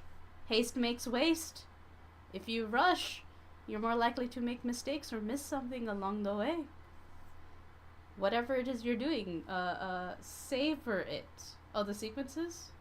Yeah, definitely don't rush. Not during, outlining phases. Oh, you're at the midpoint. Yeah, the midpoint is where the biggest change happens in the story. You should definitely take your time with that. The more thoughtful you are with your outlines early on, the easier writing will be later. Guaranteed. The more thoughtful you are early on, the slower you go, the faster every step afterward is going to be. Guaranteed.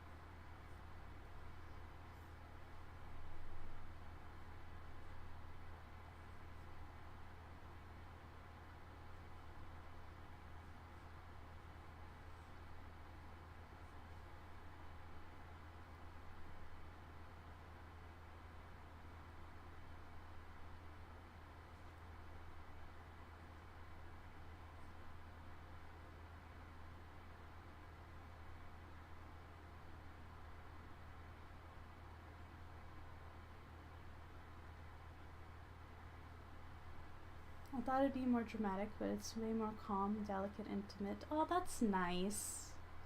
Yeah. A significant change in the story does not have to be big and dramatic. It can be something extremely simple, but earth-shaking in its implications, right? The significance of an event has nothing to do with the external dramatics of it. Sometimes even the smallest of decisions makes the biggest difference in stories, and people will feel that shit, and it's awesome. That's like some of my favorite types of things to write, is when a character quietly decides to do something that you know is going to be earth-shattering later, and all you have is just this like sense of anticipation of just like, oh, we are changing course. And that's, delicious. It's wonderful. Wonderful storytelling. Can I say again how excited I am for your story? Like, I cannot wait to read it. I cannot wait to witness it with mine own eyes. I'm so eager. I'm so eager to read this story.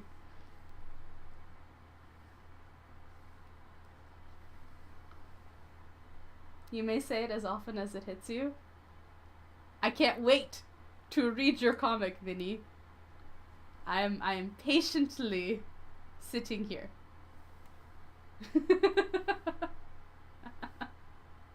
You said I can say it as often as it hits me. It hit me.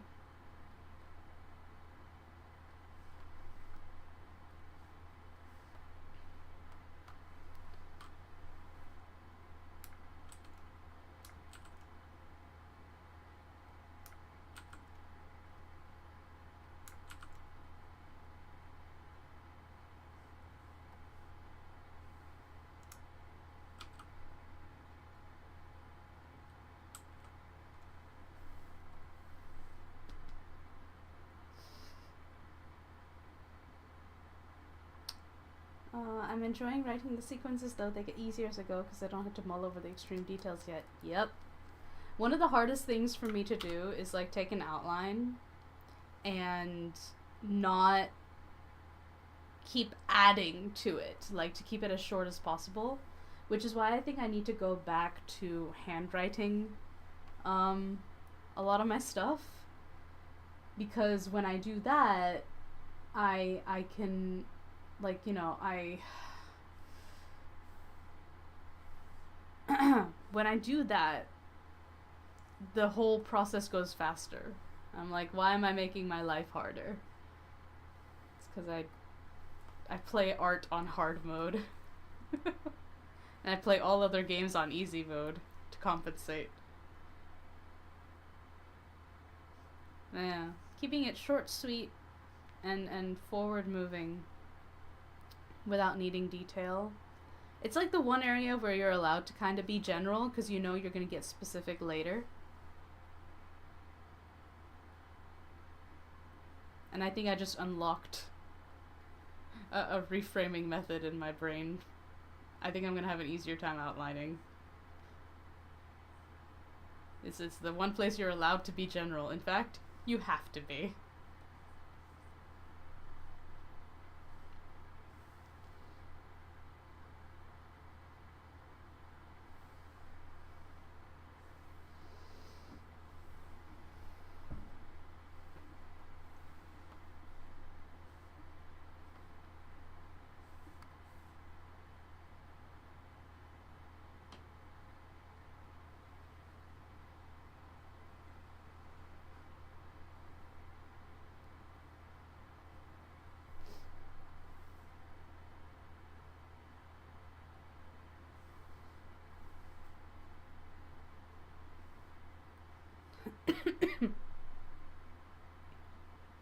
Ugh, not a cough. This is the wrong layer.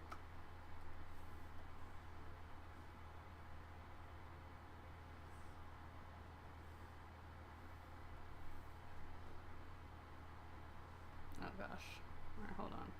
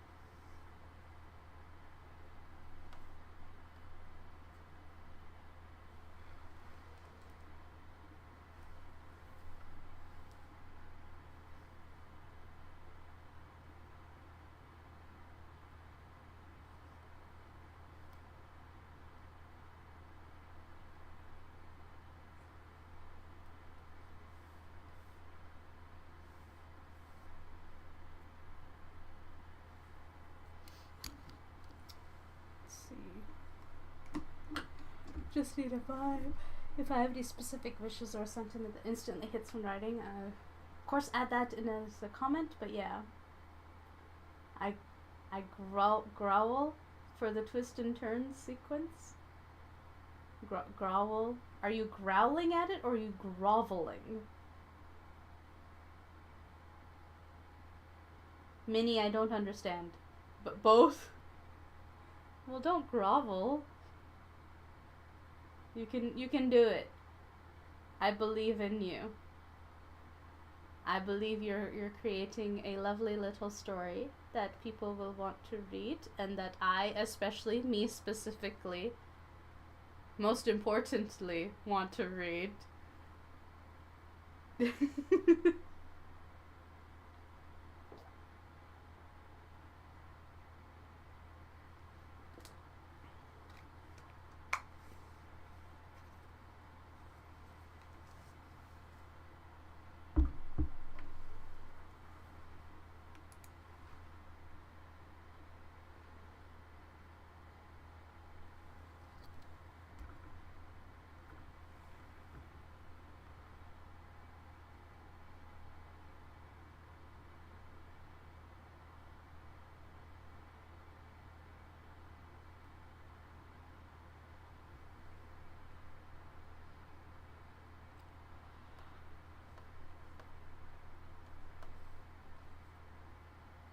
Actually, I really need to think about how to order my colors so that it makes sense. Like,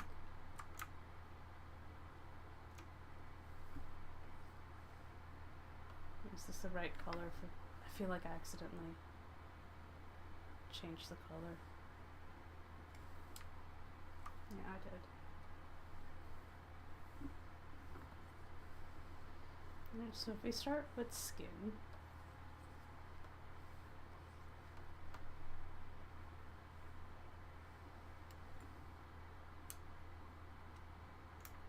and then eye white.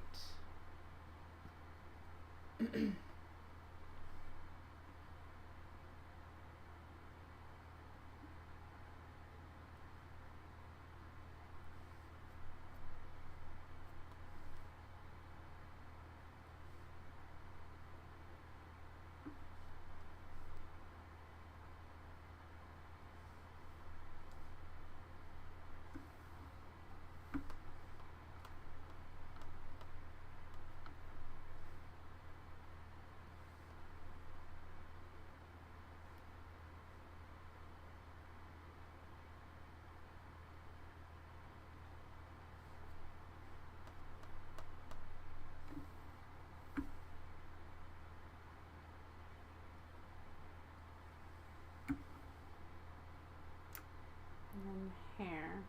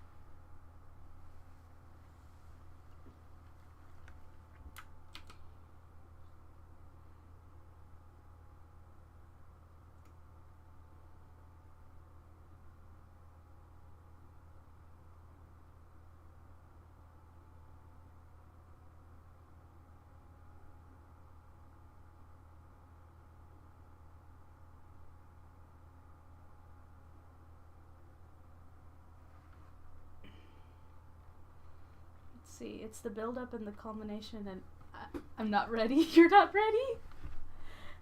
Minnie, you are ready. Look at me. Look at me, you are ready. You can do this. You are a storyteller. Do not be afraid. The story cannot hurt you. You are the creator. I'm not ready for the pain. Then take a break. Take a break. Skip it. Skip it. Like, do one line for the pain, and then move on to the next thing until you are ready. No. Don't skip the pain. Make a note of it and skip to the next scene so that you know how it works out, and then you can go back and you can make the pain knowing that later it works out. That's what I mean. Outline out of order a little. Pain in quotations? Wait, why? Are you talking about the pain of having to write at all, or the pain that's gonna pop out of the story and attack us? All of us, eventually.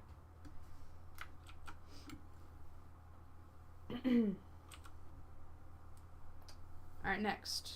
3 pages of shading. It's 9. I have 3 more hours before I've gotta go. The emotional pain for the boys. Oh. Well, I mean, in that case, if you know the pain's gonna happen anyway, right? You just make a note of it, and then you move on to the scene when they're not in pain, like the resolution of it, so that you have an outcome to head towards. And then you can always go back and, like, retcon the pain to make it even juicier. I don't know. Learning how to outline out of order has helped me make a stronger story. Because if I know later on I want to have a happy ending at the Act 3 climax, you know, at the end of Act 3, if I want a happy ending, I can go back and just make things really shitty. But I know they're gonna end up okay. So it helps inoculate me from feeling the pain while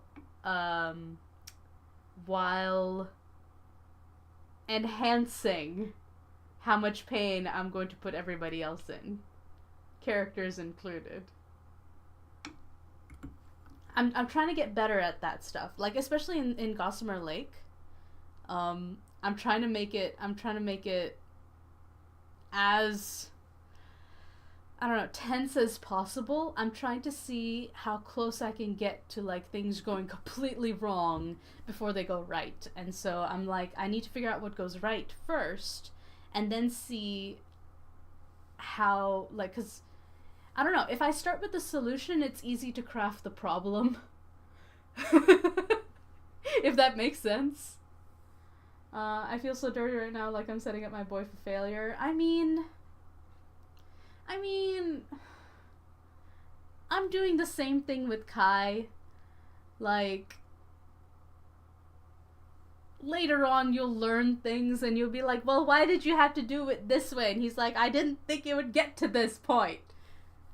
You know, they don't know what's coming, but you do, and you need to set it up for the greatest emotional impact for the reader. Remember, you're taking somebody on an adventure, and if you know in the end where your boy's gonna end up, you can at least reassure yourself while you're making the thing.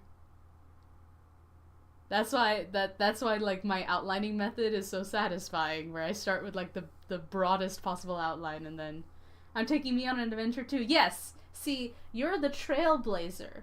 You have to go on the adventure first, so that later you can lead the tourists down the path. You're doing a very, very important, arduous job. And I'm proud of you.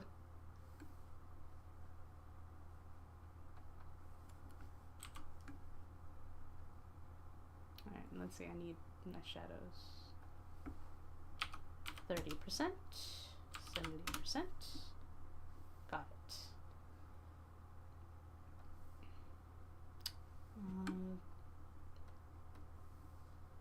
I can only imagine how addicting this will be for VN. The lengths people will go to get a happy ending, if you promise them one, That's why, like, when I when I come out with my thing, I'm like, listen, do not be fooled. This is not an otome game. There are not happy ever afters to be had in this game. It is a psychological horror. Please enter this story knowing the genre that you're in, so you don't have any nasty surprises. But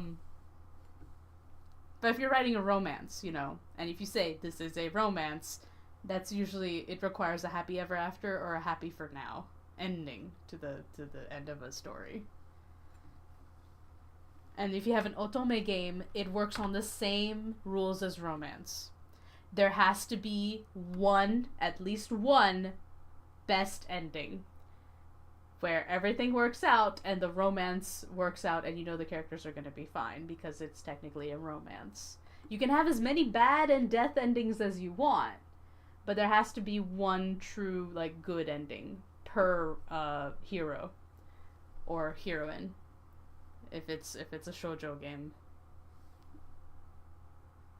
Them's the rules. Them's the rules.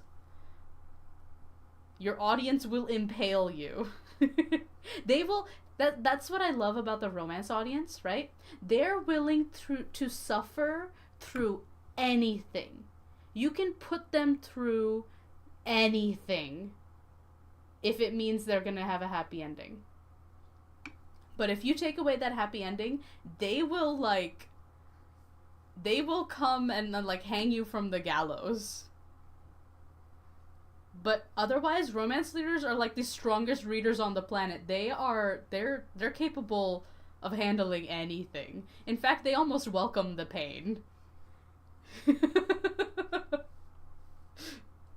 I respect them so much. I'm just like, I'm such a weenie. I'm such a baby.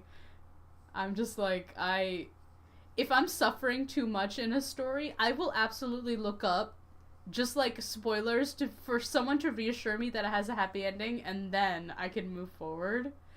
But man, I respect romance readers so much. I'm just like, your sense of hope for fantasy and happy endings is so wonderful to me, and I love that. I'm trying to become a better romance reader myself. The only place I'm not cynical is in fiction.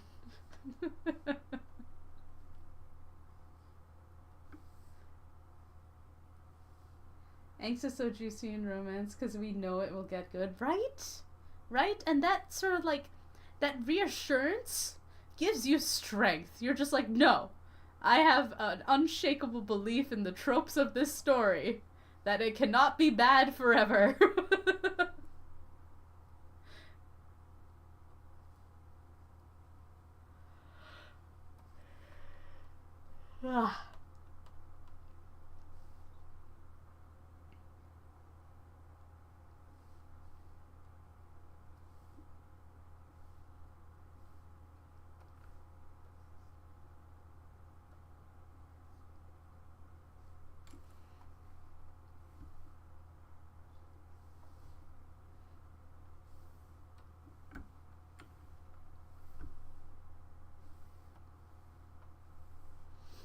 And see, and if it goes bad, then yeah, feels a betrayal will rage, yeah. Don't betray your audience. Set the expectations. Make sure they know what they signed up for. And then you will have their loyalty. All people want to know is that they just want to know where they are. They just want to know where they stand, that's all. And once a person knows where they stand, they're more likely to, like, go along with things.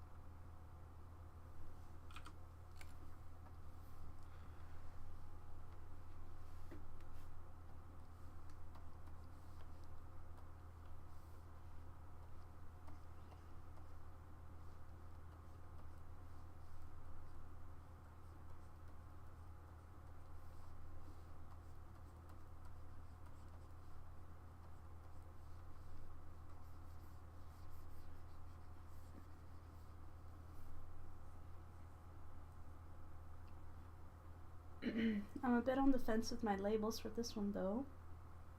I keep swinging between romance, general BL, slice of life, drama, heartwarming, and school. Especially webtoon, where I don't feel like any of the categories do it justice. Yeah. Yeah. You have to... what I would do is... So there's a difference between story genre and marketing genre. Your story genre can be whatever mix you need it to be with like one core. So romance and general BL are the same. BL just is with two guys. The romance beats usually are the same, with slight variation of tropes, but for the most part, you know, it's the meet cute, the falling in love, the confession, the breakup, the proclamation of love running across the bridge, accepting of your own feelings. All those are romance. So like I would say that your thing is a romance at its core. Now that's the story genre. The marketing genre on webtoon is whatever you can get away with. That is the smallest category, because you will have less competition in that genre, while having the merits of being like a BL. Like if you put BL in your logo, your thumbnail, and you make it the thumbnail look romantic, then you could probably go into heartwarming, which is a very small category. It used to be a short story contest category. I don't know why they haven't gotten rid of that, to be honest. But now anyone can post into that, it seems. So it's weird. I know they don't describe their categories. You kind of have to like go into the categories and see what kind of comics are there to get what the readers think the categories are. Because what's popular in a given category is what the readers decide it to be. Like, the reason something is popular is because readers are reading it. And they're sticking to those stories, regardless of what gets promoted and whatnot. That's your best indicator of where to put it. And then I would put it into the category that has the least competition, because that's marketing. That's not, it's less about your story genre and more about like the marketing. Who do you want to market to? Do you want romance readers for BL that want heartwarming stories? Then you put it under heartwarming, you put BL in your logo, in your title, your icon, right? Do you want slice of life readers? I don't think your thing would count as a slice of life. It's too dramatic.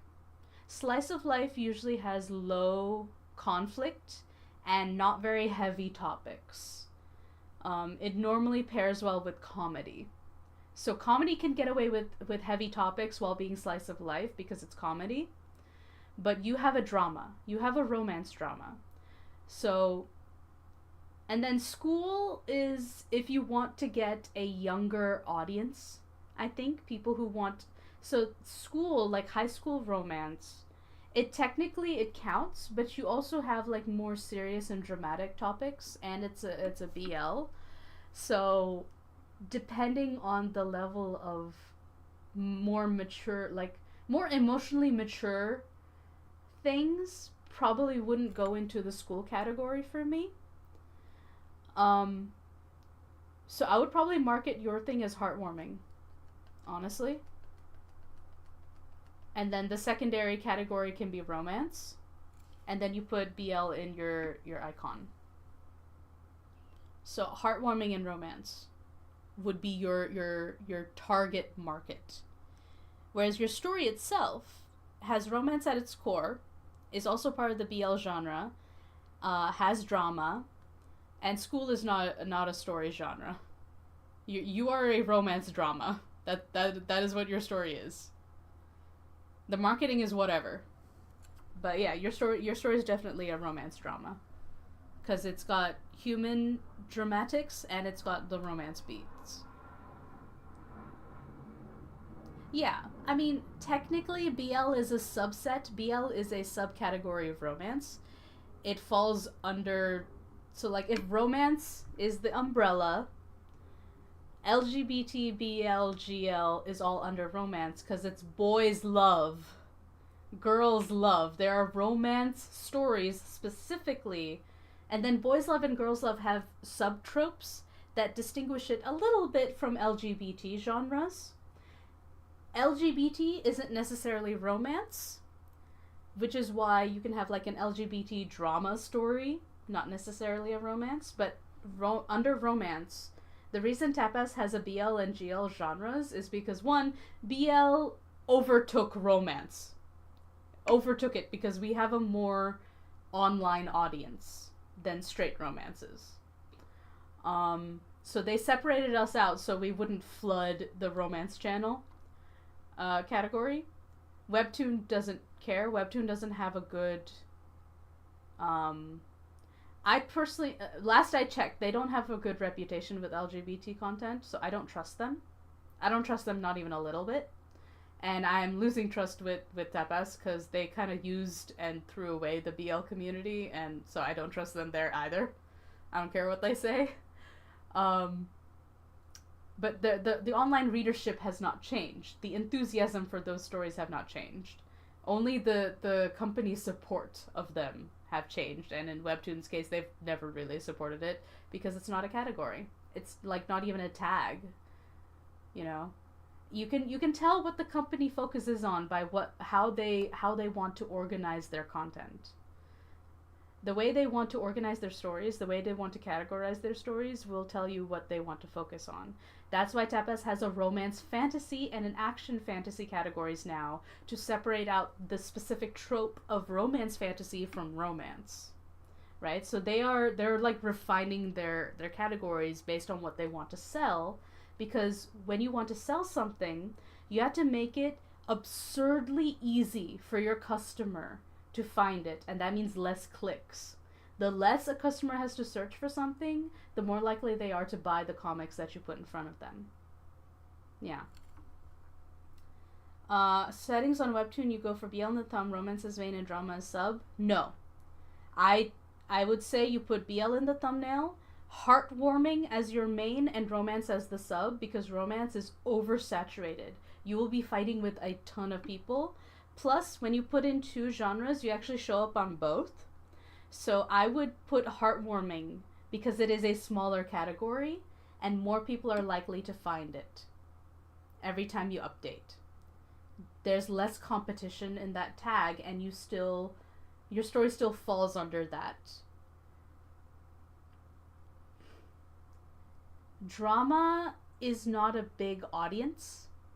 Most people want drama in the context of romance, I think. Or like, I don't know. Drama's a smaller audience than romance.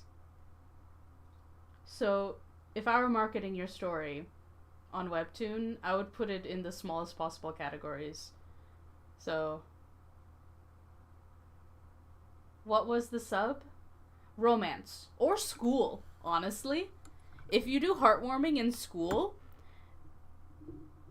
then I think maybe. I don't know. I have to re-look at the thing. But I guess I would put romance as secondary. I think for the Moon Fairy, I did fantasy and romance. Maybe I should try putting into heartwarming. It's pretty heartwarming. You take advantage of smaller categories that people don't use as much. Because people think that they have to categorize their stories online based on their story genre, not on their marketing genre. And there's a difference between the two, unfortunately. I would love to organize it so that everything is in a straight line, but it just isn't. That's why Bones Tarot is an action romance. It's not even a fantasy, because I'm like, the magic is inconsequential to the action. You can be my alpha reader when it gets there. That would give me a better sense of your story. Yeah, the Moon Fairy is a romance fantasy, which is probably why it's not doing so well.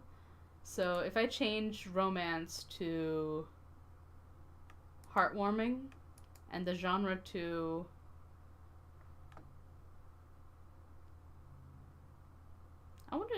I guess this would count as supernatural. And then there's a BL in the logo, which means you know it's a romance. Save. I'm gonna see how that works. Currently, like, I don't know, 12 episodes are out so far. If I put them into these smaller categories, will I get more people seeing it? Maybe. I don't know. I'm gonna experiment. I just now changed the genres. So I'm gonna do an experiment. Is Tapas the same, or do you want to make use of the BL tags? You do not need to put a BL tag. You can put it into the BL genre. It may seem like there's a lot of people there, but it's actually not hard to get seen. It's nice to have your own category, because here's the thing with BL readers. They will search for BL. They will specifically search for BL. They're a more motivated reading group than the more general romance reader. BL readers can be pickier, which means they're usually more discerning, because they have to be. And Tapas making it easy. So definitely with Tapas, your main genre, which is the only place where your comic is going to get seen. They don't double dip the way Webtoon does. Your main genre is where you're going to be categorized. Any secondary genre that you put is just for clarification for the reader. So for Tapas, your main thing would probably be BL, and your secondary thing could be drama. That way people realize that, okay, this is going to be a little bit more realistic BL. And then, you know, you have your hashtags there. I don't know if there's no hashtaggy thing on Webtoon as far as I know, if I remember right. But if you can add in 10 hashtags to further elaborate your story, to basically prepare readers if they read your summary. But yeah, on Tapas it's slightly different. On Webtoon, you're in a bigger arena, you know, so your strategy has to change a little bit in terms of like marketing. Because every time you upload an episode to one of these platforms, that is your primary form of marketing. Your first line of marketing is your story itself. Every upload is a marketing push. Because you get pushed into the fresh section, and you're basically trying to sell your comic each and every time you update. And so you have to think about it that way. And that is why a consistent upload schedule is so important, because that is your first level of marketing.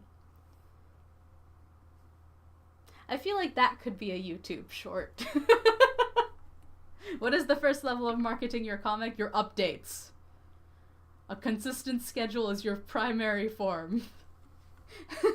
It could. I should clip that and edit it and upload it.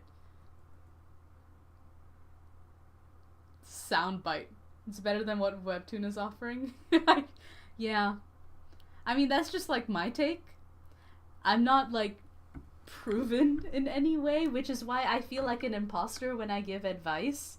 Because I'm like, this is what I think should work, but I haven't like proven it yet, you know? Like, I don't have a success to point to be like, nah. At least not on Webtoon. Right? Because the era in which I posted Bones Tarot was very different from what it is now. And so, like, what used to work for Bones Tarot no longer applies. So it's... I don't know. I also I feel imposter syndrome anytime I give any kind of advice. At all. Ever. Because I'm like, who am I? This potato giving advice to anybody ever on anything? What do I know? I haven't become a success yet. Though I have a feeling that even if I do become successful at something, I'd be like, well, this worked for me. I don't know if it'll work for you. Please do not look for guarantees. Nothing is ever guaranteed in this life. You just gotta do stuff. Gotta do stuff before it's too late. Do not live your life with regrets. Do stuff.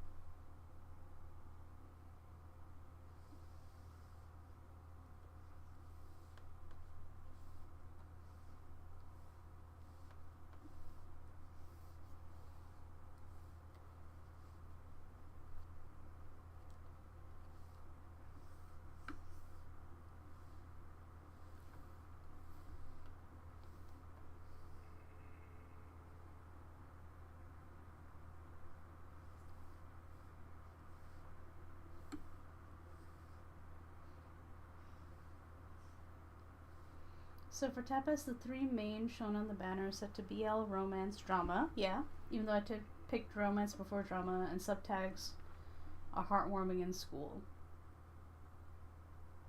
Yeah. That works. And I mean, you can have up to 10 tags on your series. And so, things like soft male lead. So describing your main character.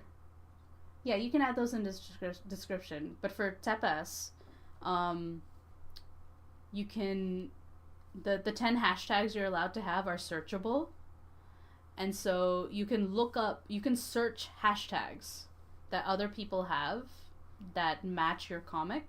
So you can look at the other BLs that are currently on the market and see what hashtags they use, and then go into those hashtags, see how many other comics are using that same hashtag, and then that might indicate if someone is searching for a specific thing. So that's a bit of like that's basically market research. That's what that is. Something that I really should do, but I don't. I use my 10 tags to like describe the story. Give a preview of like what you're signing up for.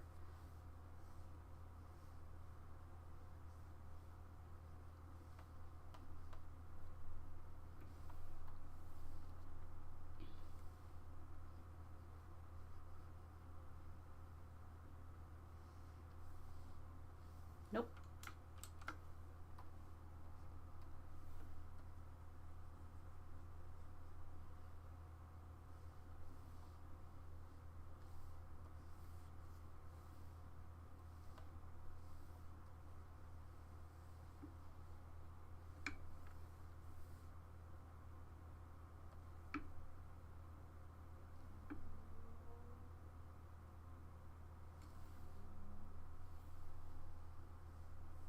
Let's see, one that reaches a similar vibe with heavy topics is Night Fragments. Season 2 just started.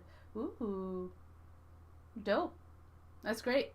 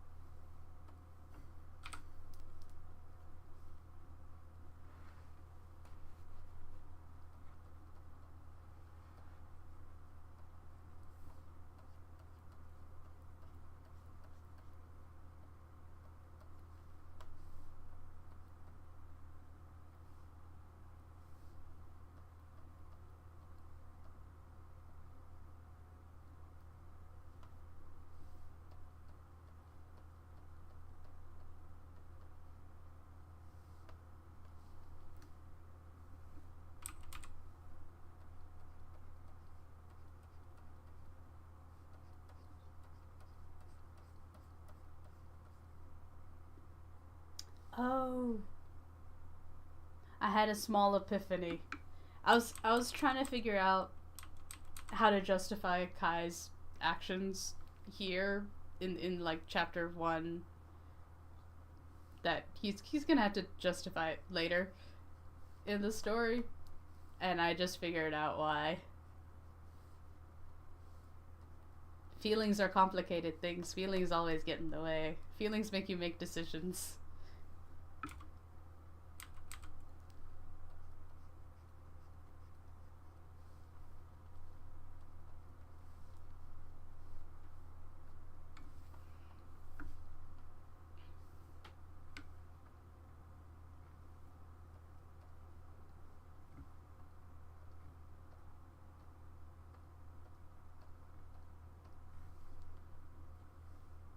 It has no tag since it was roped over into original. Ah.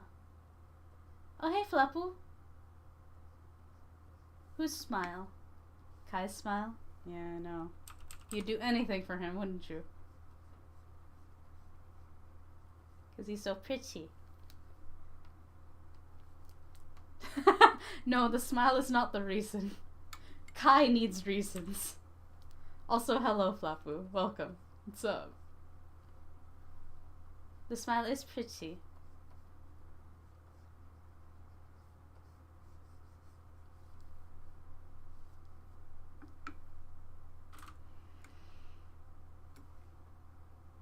Green. Okay. Shading. Green. Shading. Shading. Okay. Now we're doing shading on these 3 pages.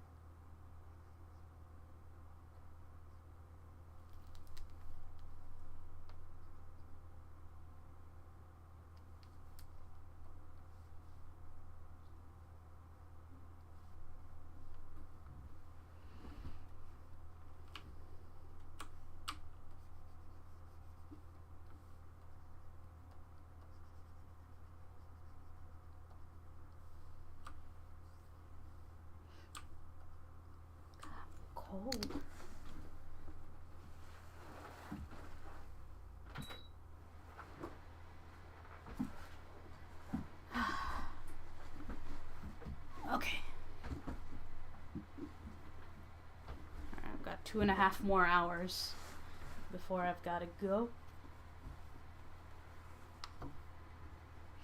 Jay's got another physical therapy today.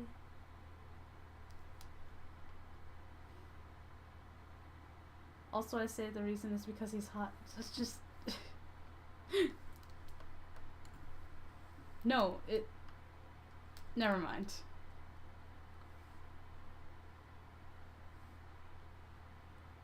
No, actually, no. No, never mind. The thing I was talking about earlier is Kai had a certain plan coming in here, and the plan got derailed because of this guy. If this guy wasn't here, the story would have gone very differently, I imagine. He is sweet. Yeah, no, Kai is sweet. Kai is sweet, and unfortunately feelings have gotten in the way, and then he got protective, and he's just like, oh no, change of plans. And then he tries to be ethical, and then he's like, oh no, Pippin is actually very cute, and then he's like, oh no.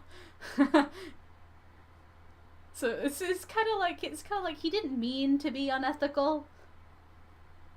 He got distracted by how pretty Pippin is. But it's still gonna come back to bite him.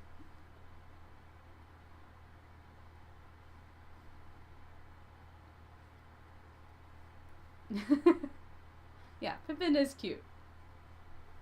Yeah, but cute enough to like have a man temporarily forget his mission.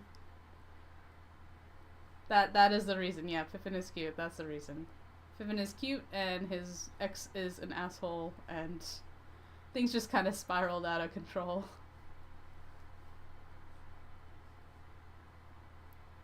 Kai's gonna feel bad. Because this is still a horror thriller story.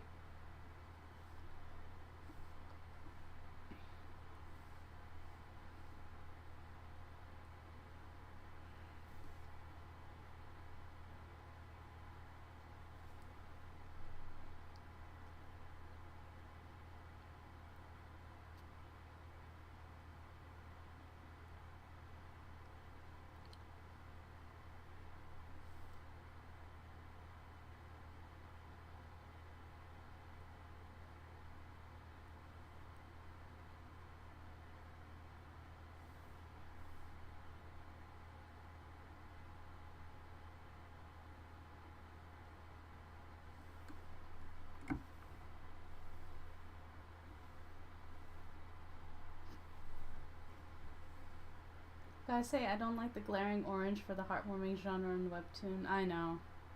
I wish we could change it. I remember once when Tapas rolled out an update for their website and it looked alarmingly like Webtoon, and I looked at it and I'm just like,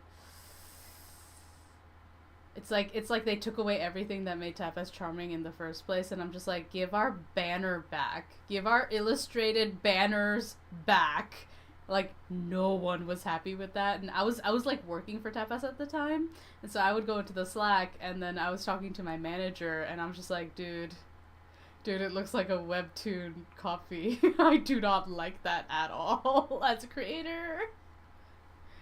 It was horrific. It was bad. I looked at all the changes they made, and I'm like, why?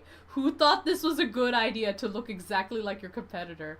The backlash was enormous. It was so funny. So funny in hindsight. Yeah, no, if you want to stand out from your competitor, maybe don't look exactly like them and take away everything that made you, like, unique and nice in the first place? Question mark?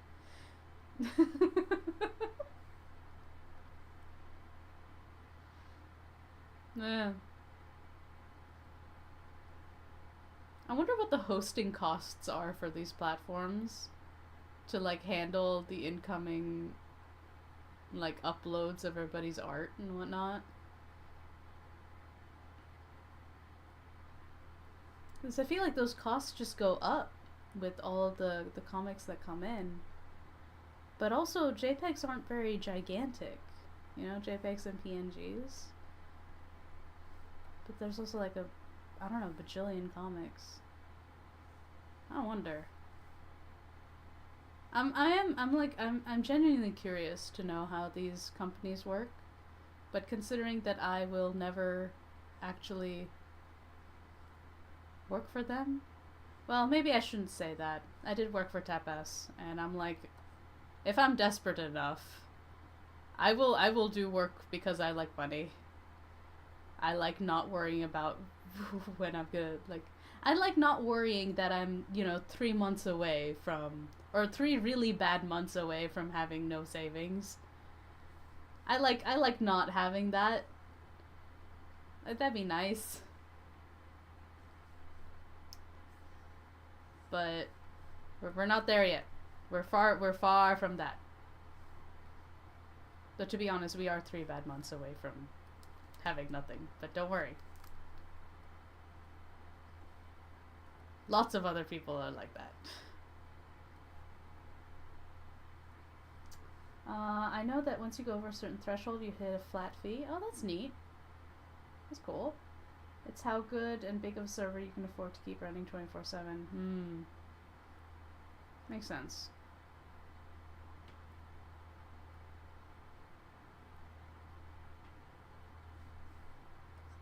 Including text to maintain. Yeah. I'm always curious. I'm curious how these big platforms like earn money and how hard that is. Like also like it's funny cuz when Webtoon like goes public and whatnot, and imagine they have to like monetize more and more of their like comics and whatnot, and then they get a backlash from the community because they trained the community to like always be reading free and easily accessible comics all this time, and they're just like, what do you mean you don't want to pay for it? And they're like, well, it's always been free, that's what we expect. And I'm like, oh no, we set these expectations. I'm almost kind of looking forward to that. And it's already started happening with like some of the fast pass stuff, the limited free unlocking things.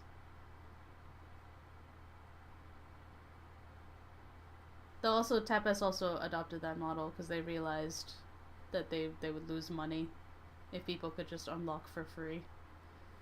But the difference is that Tapas started off with like premium comics that you had to pay for. Swaha is still on that thing. There's no wait until free for Swaha. You have to actually use money to unlock it.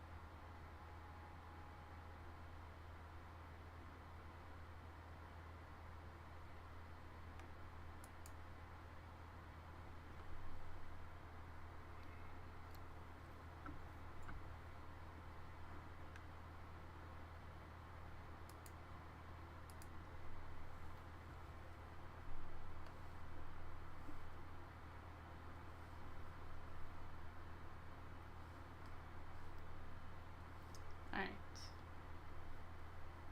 Oh no, I forgot to shade Wayne. Oops.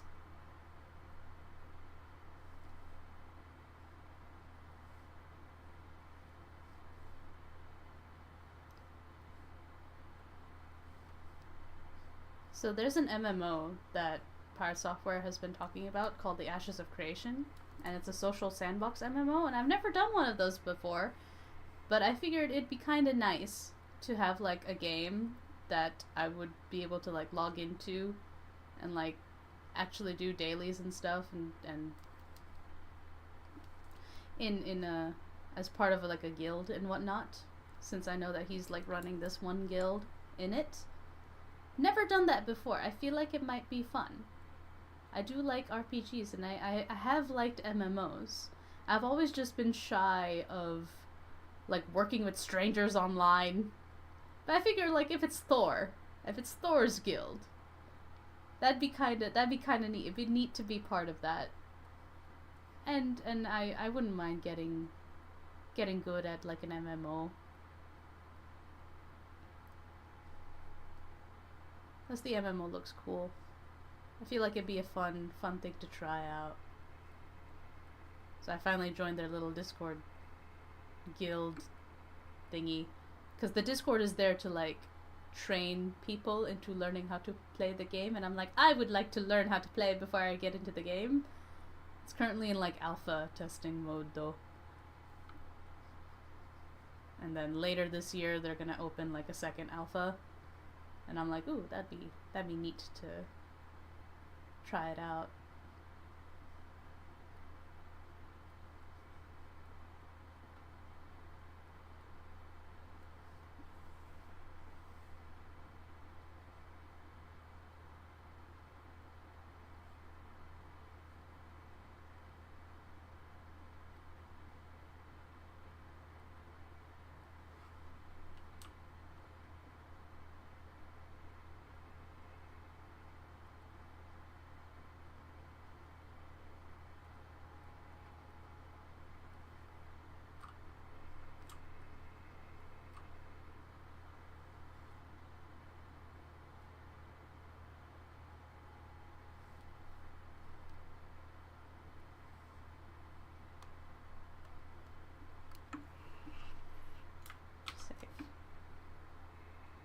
Nice. This page is shaded. Good.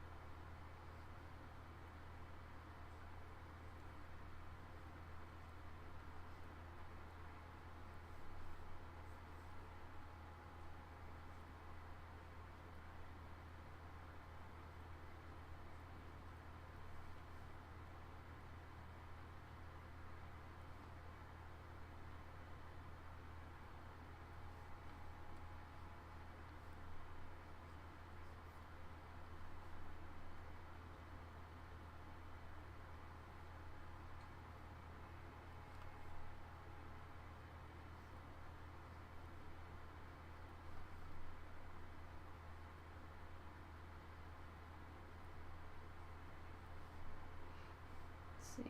I was about to say earlier that I'm quite curious as to how my title will perform because the views are 3 times bigger on Tapas, but the subs are not too different.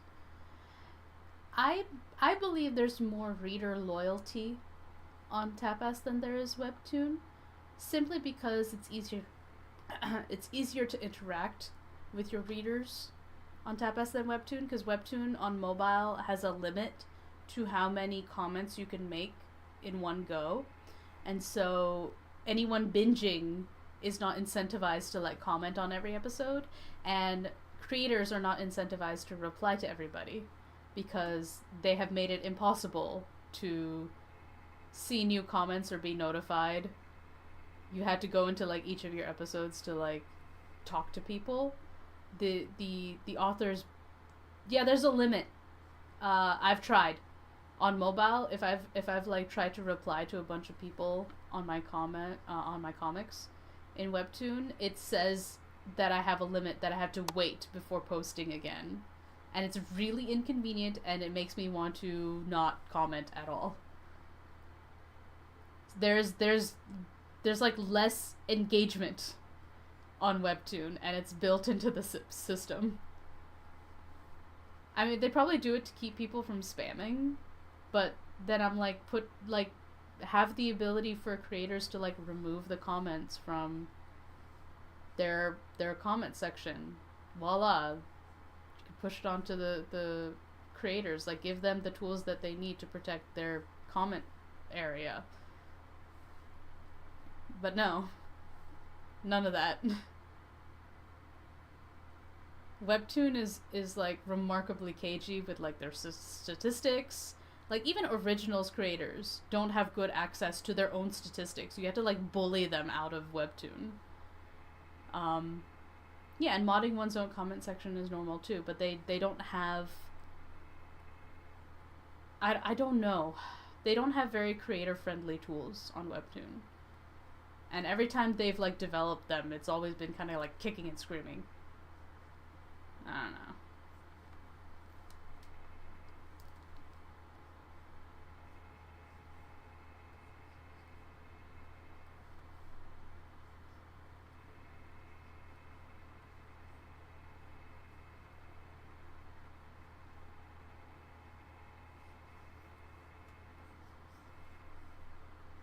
You know, on Namikami, the whole thing about if you get a certain amount of views, you could get like creator rewards.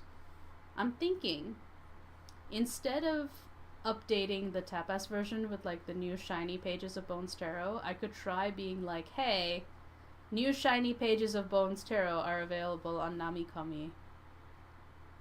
The ones that match the print volumes. That might be a good selling point to get people there.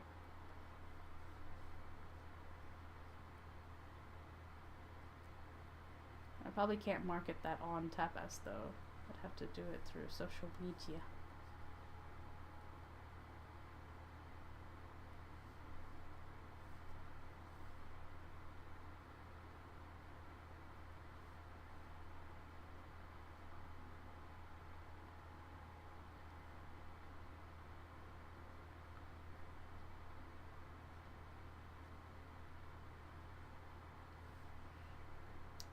Though depending on how Namikami works, I may only be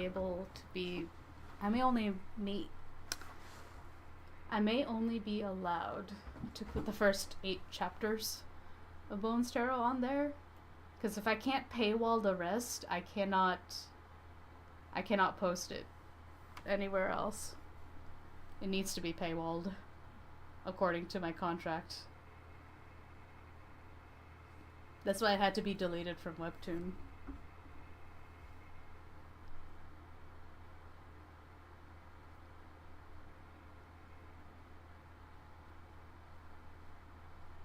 The tier stuff will come around? Okay.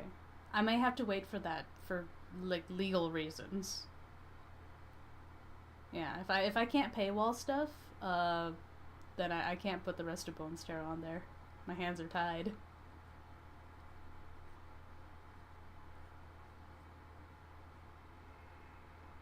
But the first 8 chapters I can do.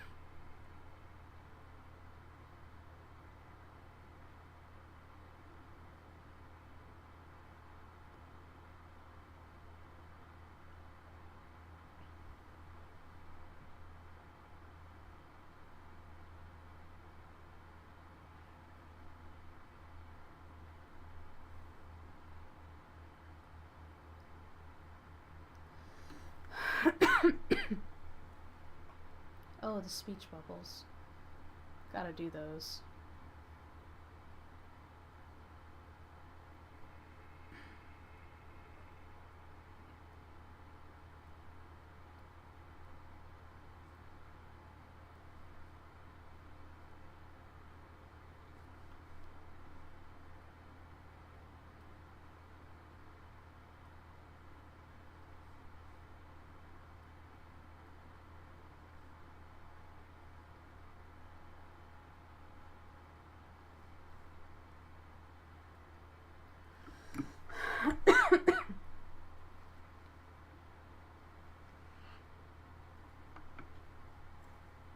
By the way, where can I read Swaha? On Tapas. That's the only place it's allowed to be. And you do have to use ink to unlock stuff. But yeah, because I drew it in scroll format, I'd have to reformat it for print.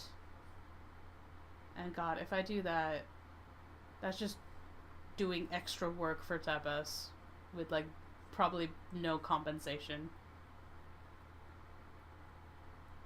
Except that because it's ancillary, I would get 50% of any book sales, but they control like everything, including whether or not they even want to do book sales, and so I'm like, I can't.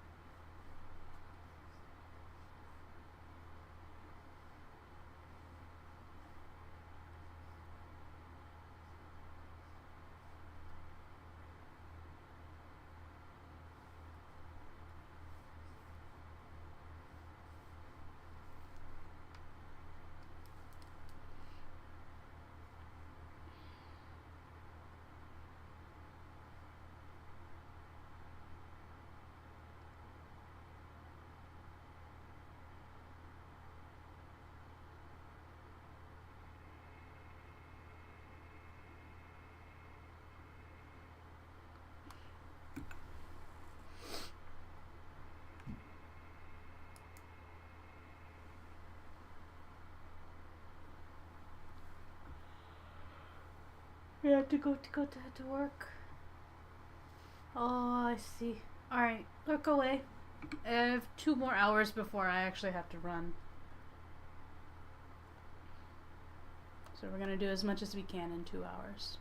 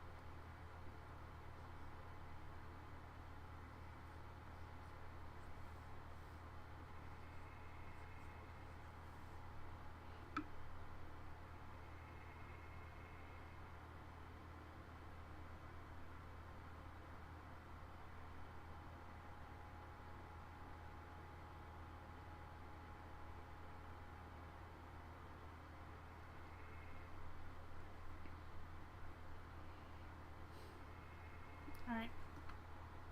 Nope.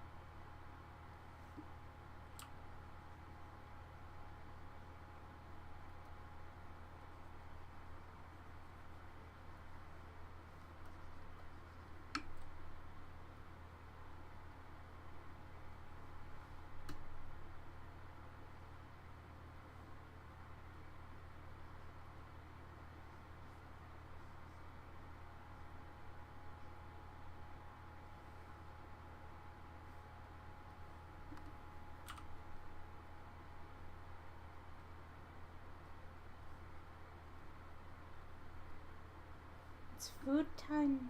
Time to eat, Minnie. Nom nom nom nom.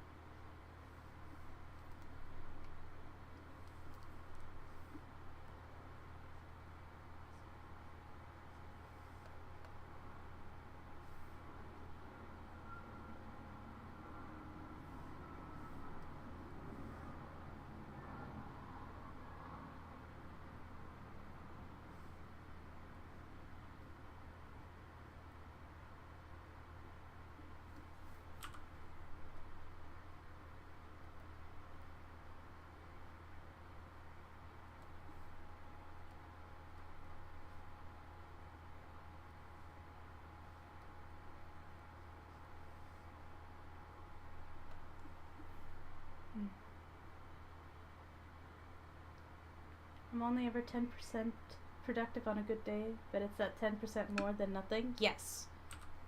That is more than nothing, and I'm glad food is on the way, Minnie. That's why every time, like, I look at my, I don't know, state of business, I'm like, you know what? It is more than 0. It is more than 0, and that counts for something. It means that there is a chance for growth. If something was like absolute 0, then, you know, then not as much hope there. But I'm like, as long as it's more than 0, as long as I can do something, there's a way forward.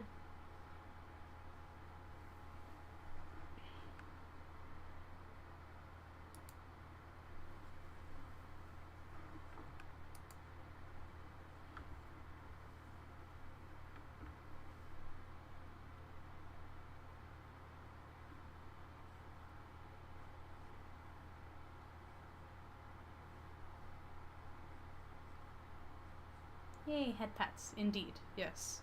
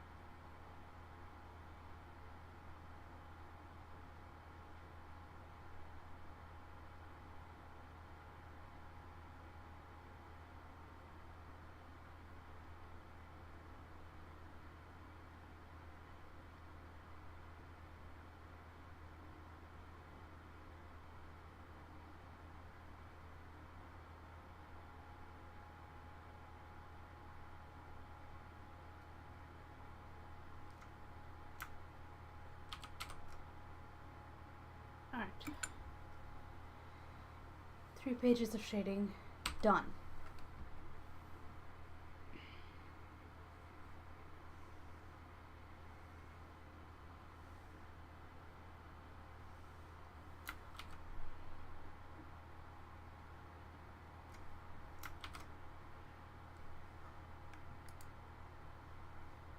All right.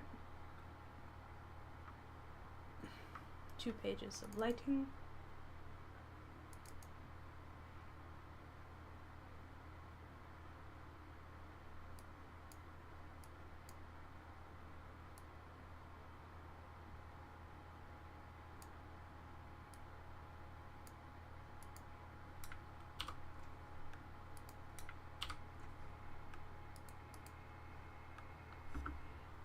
Alright.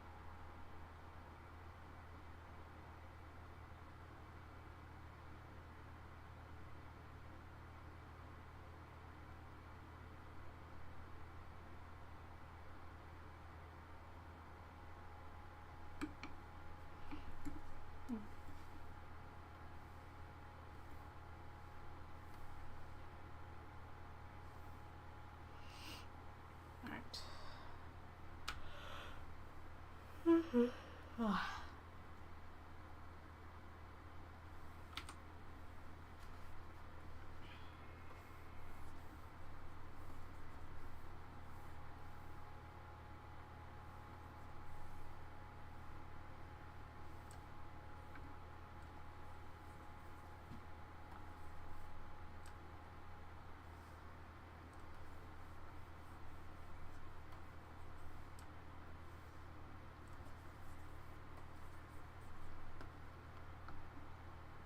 12 minutes.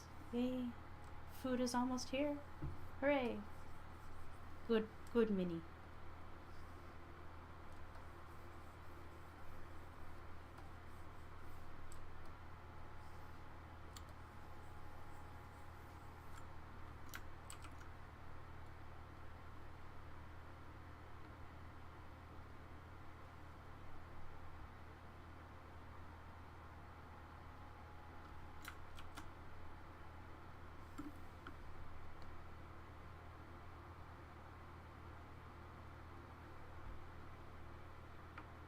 Background's done.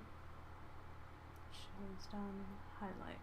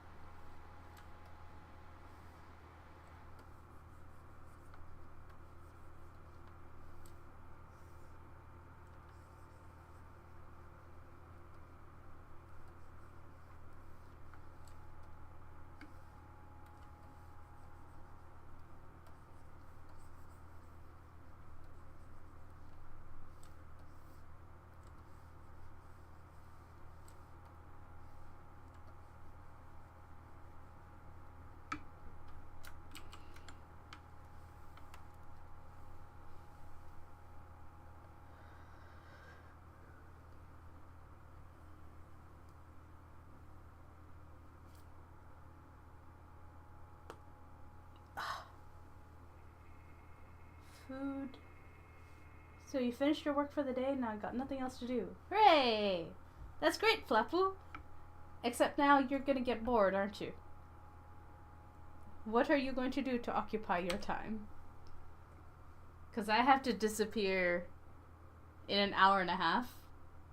And then I'll be home again by 2:30? I'm thinking I might stream in Discord afterward. Or maybe I'll do a second Twitch stream. I don't know. Because I'm not feeling at 100% again. Or yet. So I'm not sure if I should go to karate and, like, risk my body getting tired while it's still healing.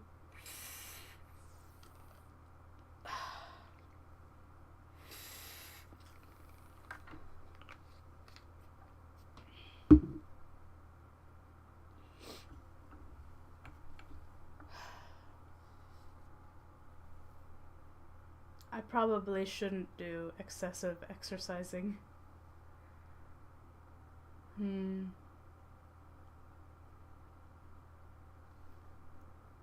Rest today. And I can get back right into it next week. Oh.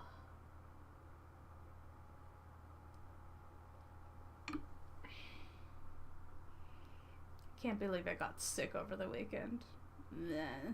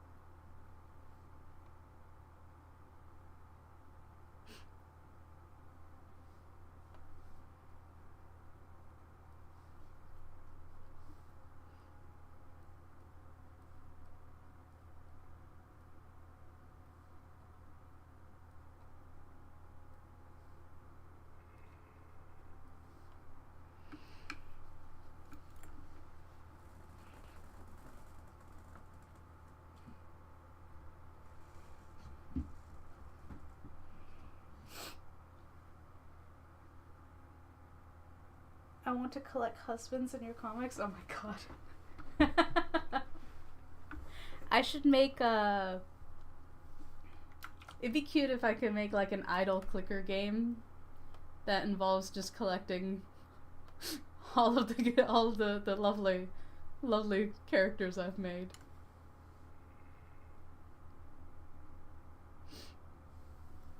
Like a little casual game. I feel like that'd be cute. I would play to my strengths, right?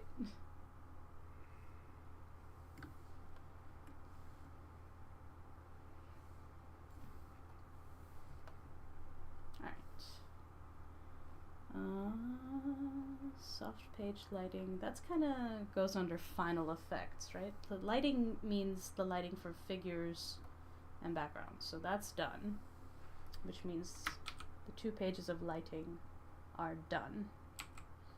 Ah, bunch of hearts from Fafu. Good idea, good idea. Because I play some of these idol games and there's always just like a bunch of like very pretty girls and then you get like 10 different guys and I'm just like, I would like more! Meh. I also want to make like good,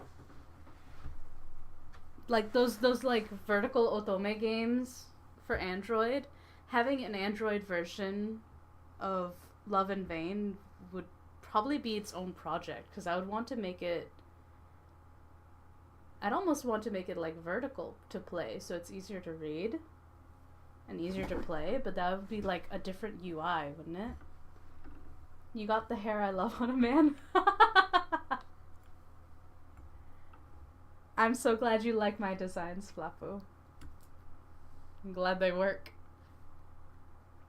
Alright, so let's go and make sure from the bottom to the top that everything is green. So that's done.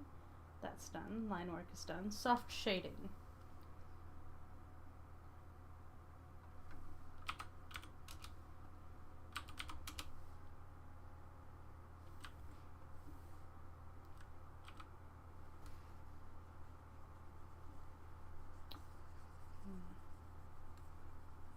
We want to keep a spotlight on the areas that you should focus on.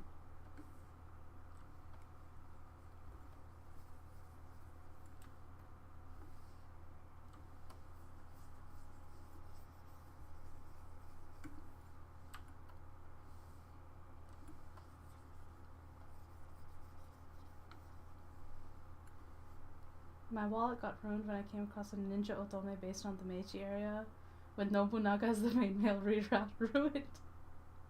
Wait, is that the Minnie, don't leave me alone without knowledge on this.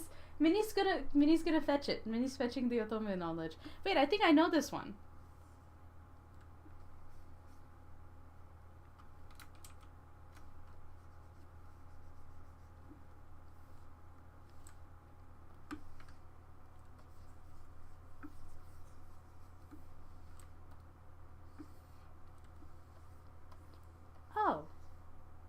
I just realized that those, you know those textbooks I bought? Those textbooks, Calibre. I have an ebook manager. I can turn my PDFs. Wait, hold on. Can Kindle read PDFs? Can Kindle read PDFs? And are my PDFs...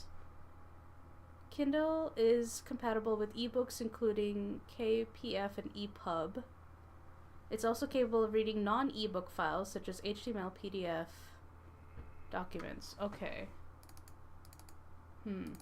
But I want to find a way to put my textbooks on my Kindle because then I can just study when I'm at my brother's physical therapy. Ikemen Sengoku. Hold on. I might have this. Wait. This is a mobile game? Is it mobile only? I might be thinking of a different ninja game that I got on Steam.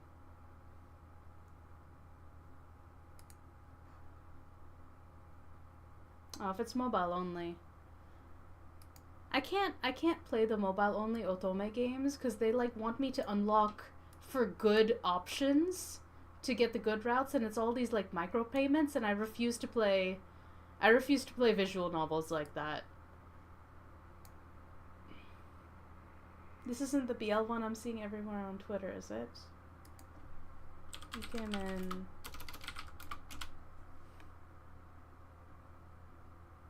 Oh no, I'm thinking Hakuoki. I have that. What is this? Boyfriend Exorcist? I might have accidentally. Amazing! Oh no, I'm adding this to my wish list. It's a visual novel that's coming soon, and I'm just like, oh, it's pretty. Oh, it's pretty. It's very pretty. It's a Renpai game. And oh no. You spent more than 140 USD? Minnie, no! Minnie, no, it's not worth it! This is Pouncing Tiger. This is their first game. Oh no, I want to play this. I want to play this a lot. This looks great. It's on my wish list. I had to delete it. Too dangerous? Oh no.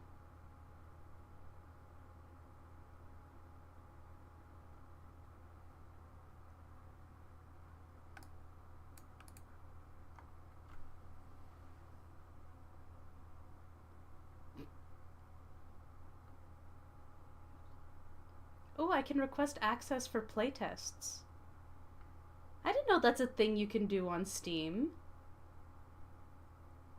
What do you mean? I can have people playtest stuff? I'm discovering things. What? Hold on. Playtest access, Steam.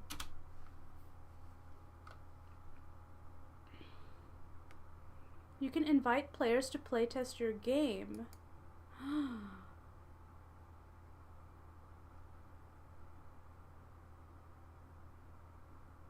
Without stressing about Steam keys, user reviews, or wishlist.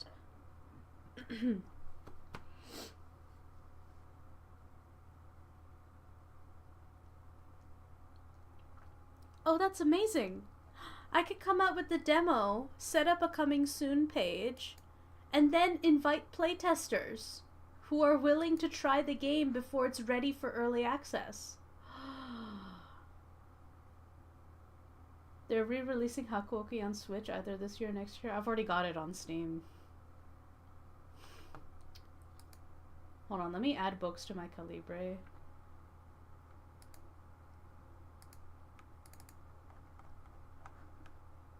I want to see if I can't change these to...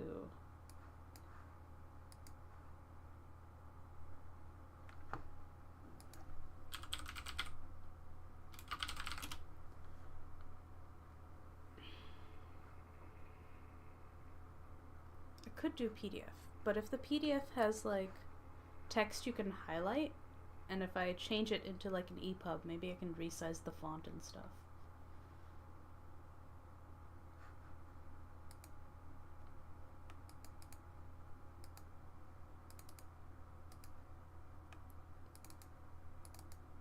Let me see. Let me see what this PDF... Yeah, this PDF is fully like... It's like a nice PDF. I'm gonna convert these into... Oh no, my Google Chrome suddenly stopped working. Wait, no, we're back. We might be back. Nope, still not working. Oh, wait, no, we're back. My goodness.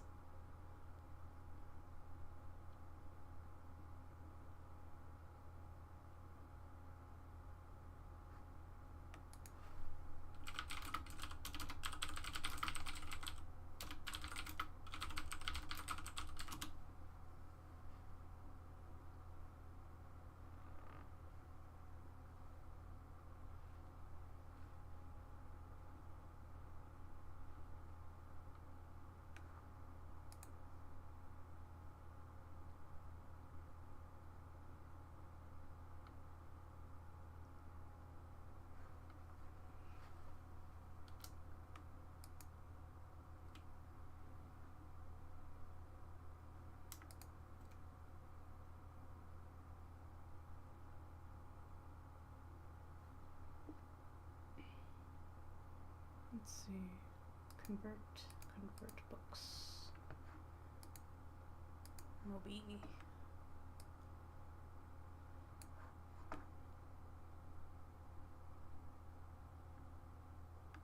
Okay. Alright. I'm converting my PDFs to Moby so that my Kindle does not have issues with it. I'm gonna start studying.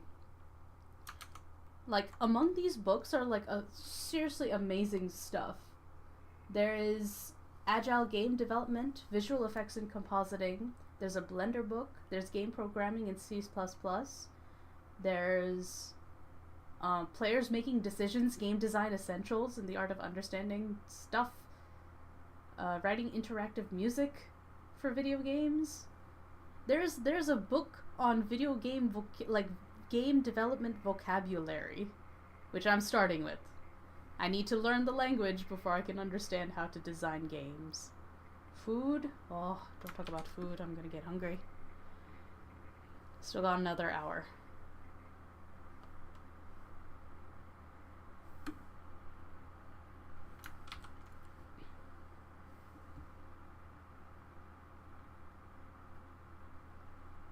Boop, boop, boop. Key light.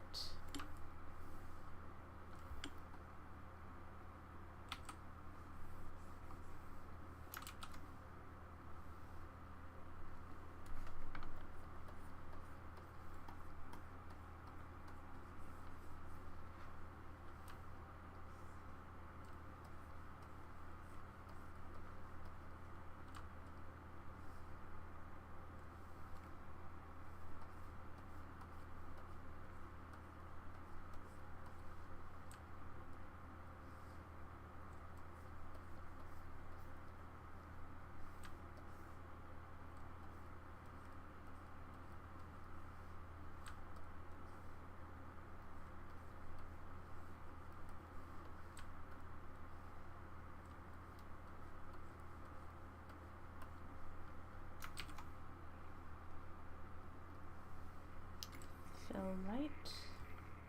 Purple.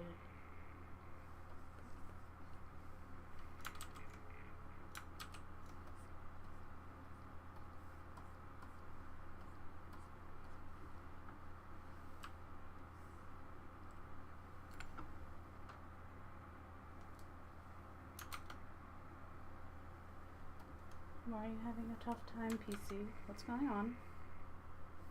What do you not like? Oh, is it my book conversions?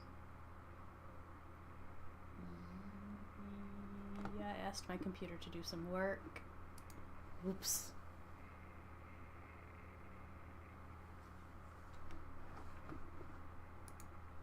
It's trying to do a lot right now. I made a mistake.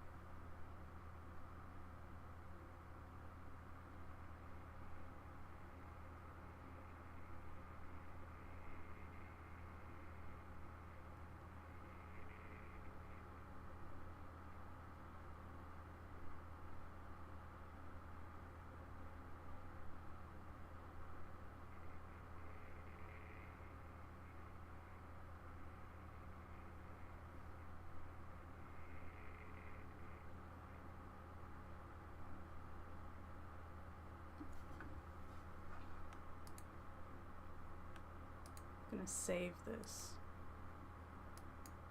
and use it for a character.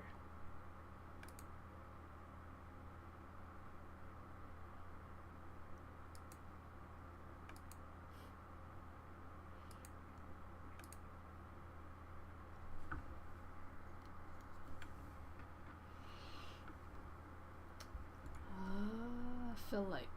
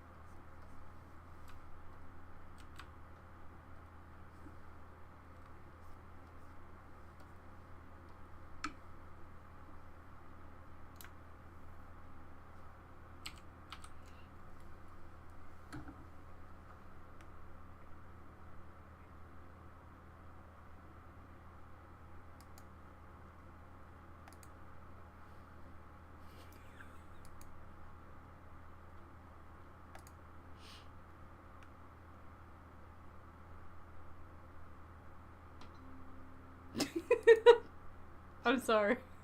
I just saw the comic that was like, good job, good job. Oh no, crying. It's okay, good job, good job. And I'm like, is this not me every day? Every day when I'm drawing, I'm just like, it's going great, and then something goes wrong, and I'm like, oh no, we're fine. And then, like, the days just bebopping along, and then there's a sudden shift of vibes, and I'm like, I am not okay. And then I'm like, nope, I'm fine, actually. We're fine. Disaster averted. That comic is,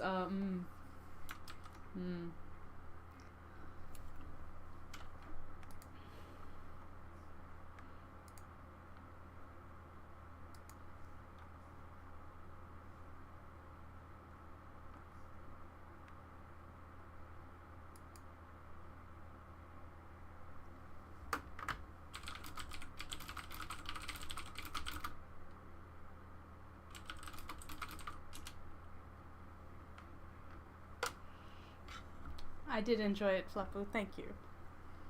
Good memes.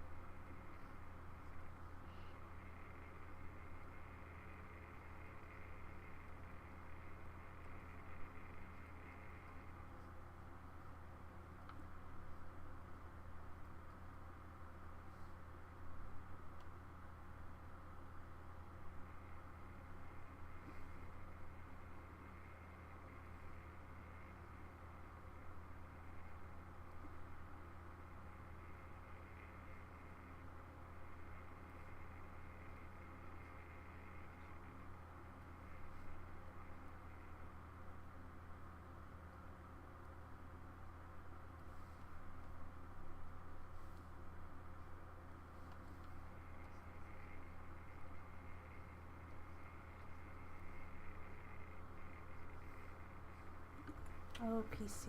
Oh no. Is it because I'm trying to convert a whole bunch of books? We're like halfway there.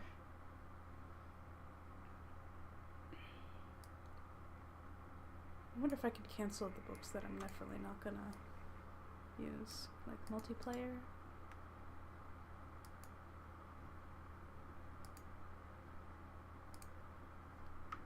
There's making decision. Unity game development, don't need that.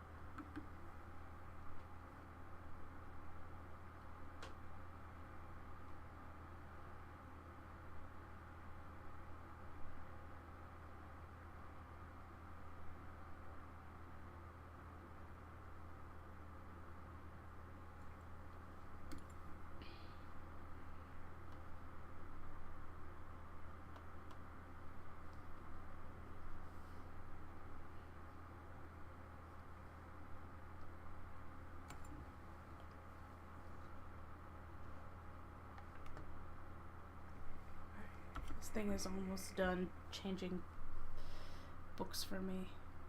I'll have to go grab my Kindle so I can put my textbooks into it before I leave. Yeah. When I'm away from my computer, or if when I'm away from home, I should read. That's what I should do. Instead of worrying about work, I should read. Right? I should study. That's what I should do. Distract my brain by filling it with information. It's better than playing mobile games, too. I've gotta learn stuff. Get better at designing games. I can't believe I've chosen this career path. But it's so exciting. It's so much fun. Coding is so much fun. It's so soothing. I love making art, but it's so much effort. Typing is less effort. I can combine storytelling, drawing, and coding stuff. Fun. Put all my skills to use. You're too distracted by food today? Aw, Minnie, that's okay. Enjoy your food. Enjoyed it. You liked Independent Person? I did, Flapu. I liked it a lot, actually. It made me a little sad. So I'm like, oh, these feelings need to go somewhere. Time to create a story. That's what happens. That's what happens when I read something like the Independent Person thing that you posted. I'm like, oh no. This has made me feel something. It's time to sublimate those feelings into a story.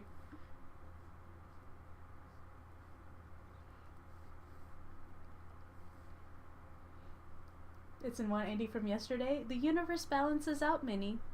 Today's the day to want food. It's great. It's good.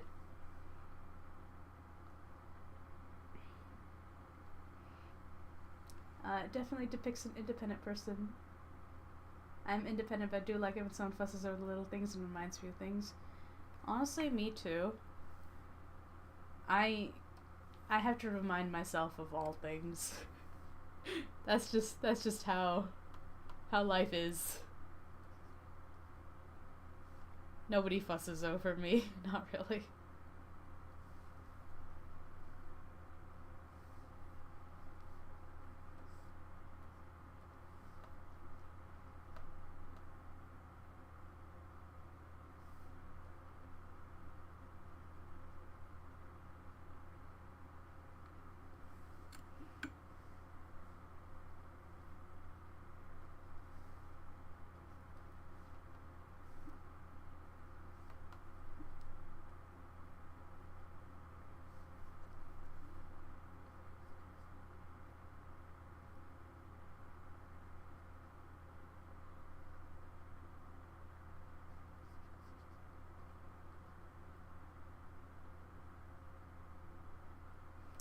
I also have an object permanence issue. Oh, I see. We fuss over you. Yeah, I know you guys fuss over me. But, like, I'm talking about, like, to-do list items. Like, how I still need to do a bunch of other stuff that's, like, life-related, and I keep avoiding it. Checking the mail.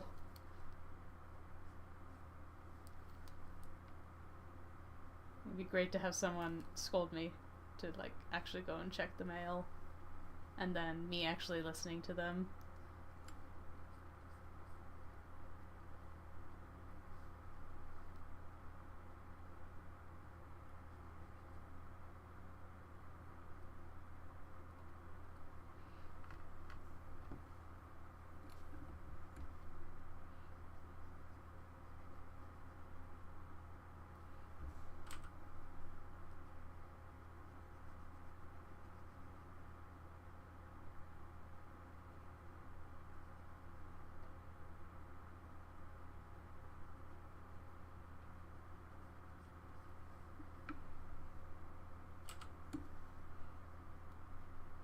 Squish. What?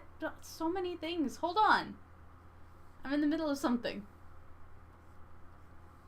I'll do all this stuff in a second.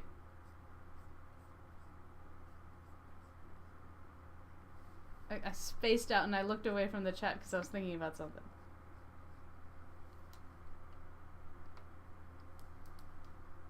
I have a wok in you have a wok? You got the wok? You're gonna make curries and stuff in it? You can make pretty much anything in a wok. It's just like a big bowl you can heat up. It's great.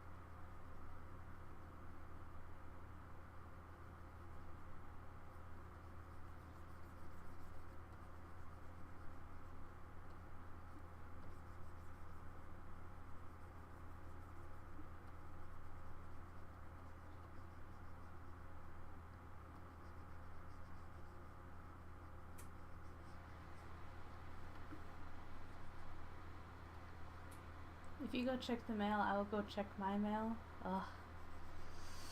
That involves going outside, walking across the street to the mailbox.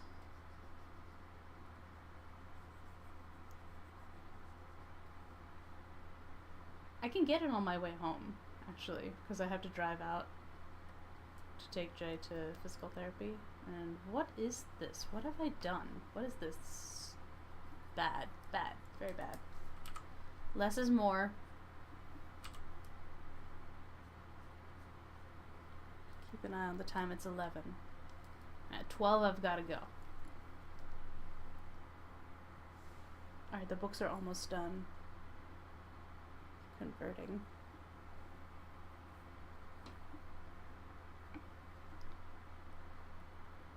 These game dev books are gigantic. But I'm sure if I read through all of them, I will learn something. You had to walk across your complex to get my mail? It's a long walk. It's easier to drive there than to walk. That's a long way. Man, I would check my mail even less than I do if that was my situation.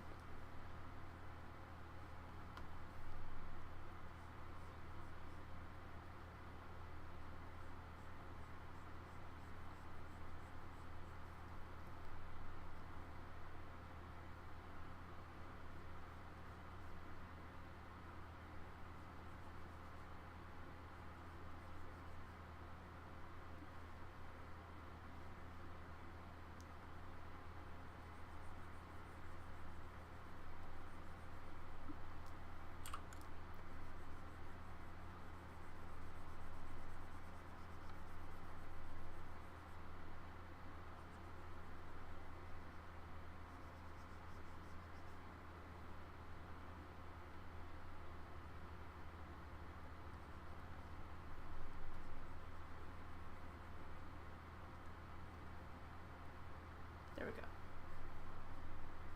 That looks like a glass of water, right? Glass of water. Voila. You see why I don't check my mail? Yeah. I see. I'm sorry.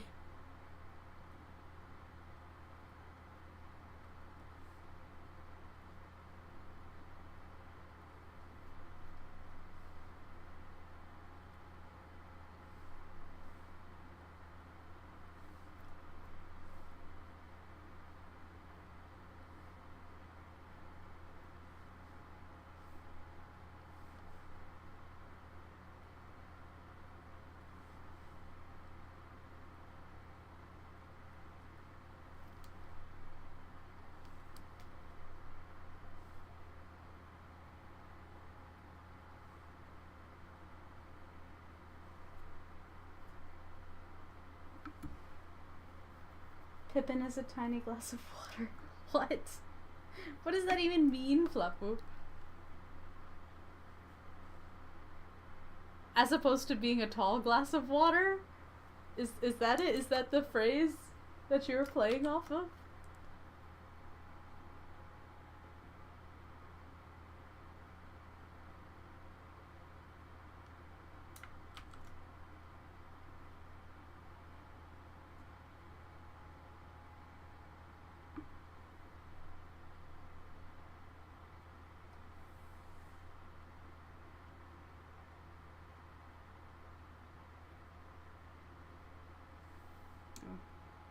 Oops.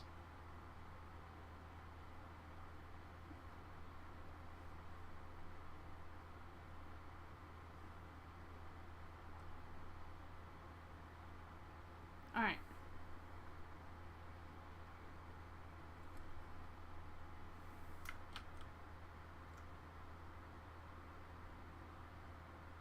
The other glass is the tall glass of water. I see. Okay. Fair enough, yeah. Sure. If they're glasses of water. Kai is a tall glass of water and Pippin is a small one.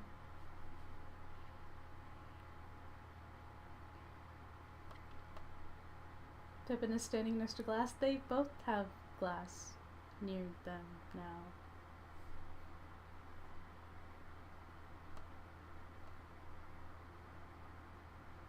Alright. I think this page is not done. You know why? Because the gutters aren't colored.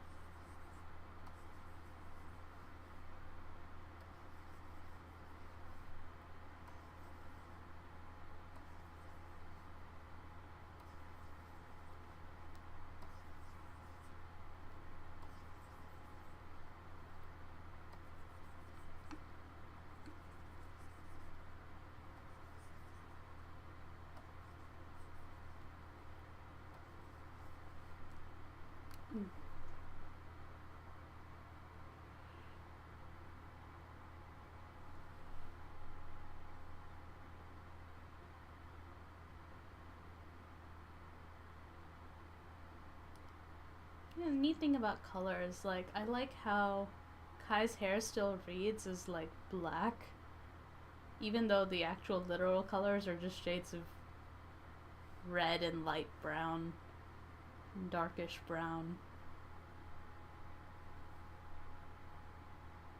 Lighting is cool. Okay. Save.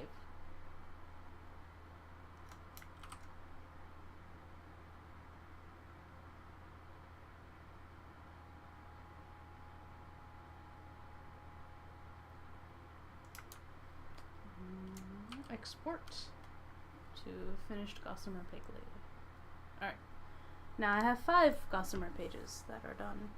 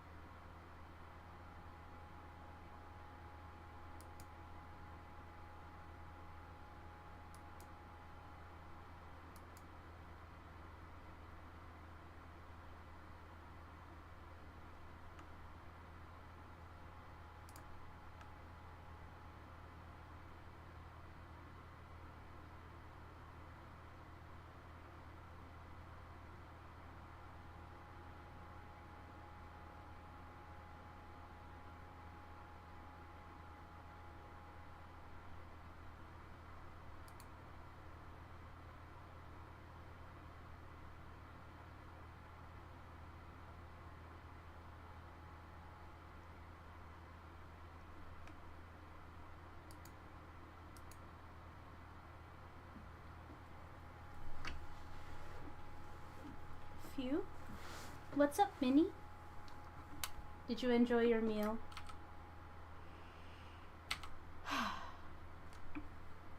Awesome. So, 2 pages got lit.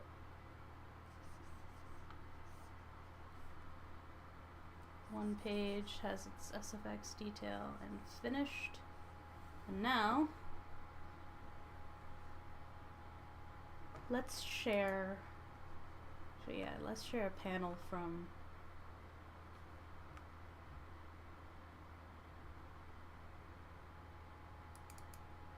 Let's share a panel from this page to Twitter.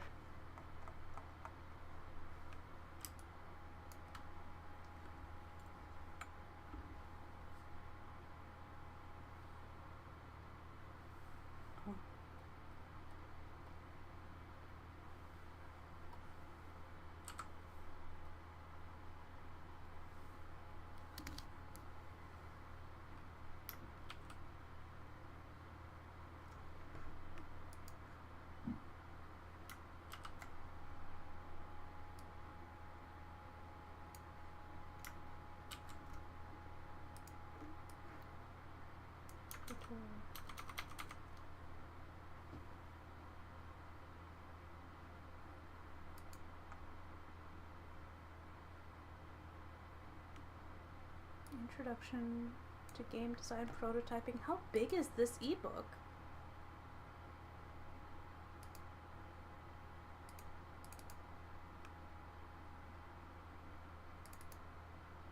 Is it more than 500 pages? Holy shit! No wonder it's taking forever to convert. This book is 1,443 pages long. Introduction to Game Design? Introduction? Are the appendices gigantic? The appendices alone are like 200 pages long. What kind of chonker textbook is this? This is insane.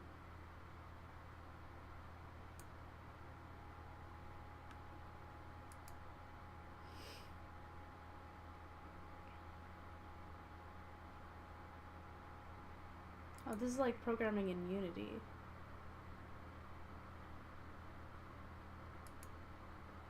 Game design and paper prototyping.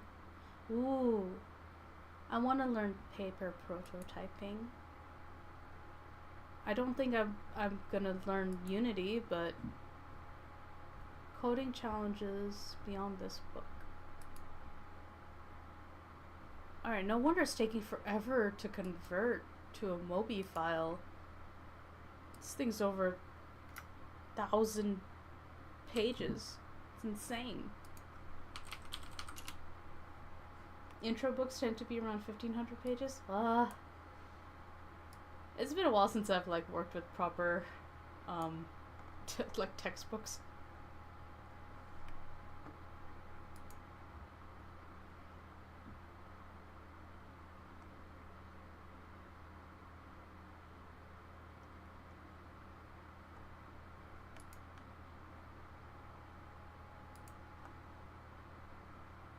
Ooh, a hatching brush. Man, this one Twitter person I follow has like the best brushes from Clip Studio available. Oh, who is this person? Amazing. They're sharing research results for webtoon comic and cartoon research.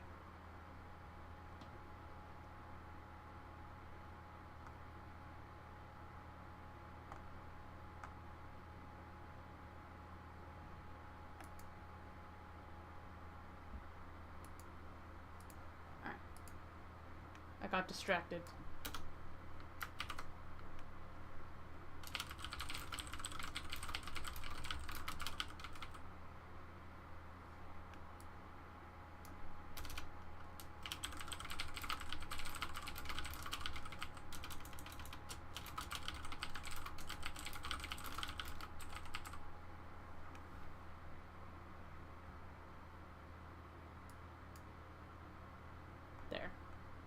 posted a thing. Hooray.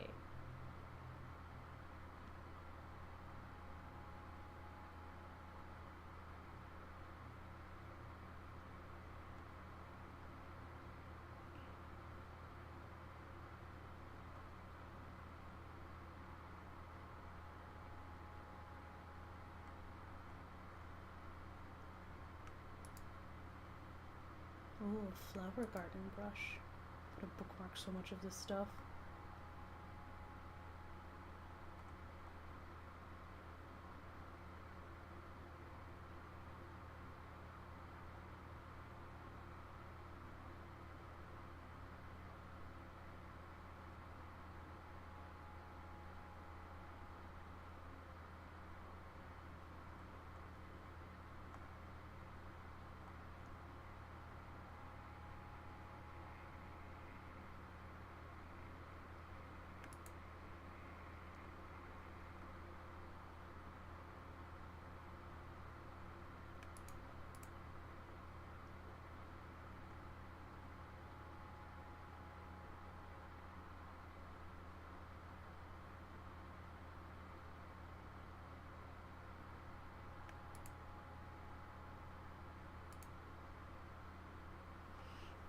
And this person has amazing resources on their Twitter.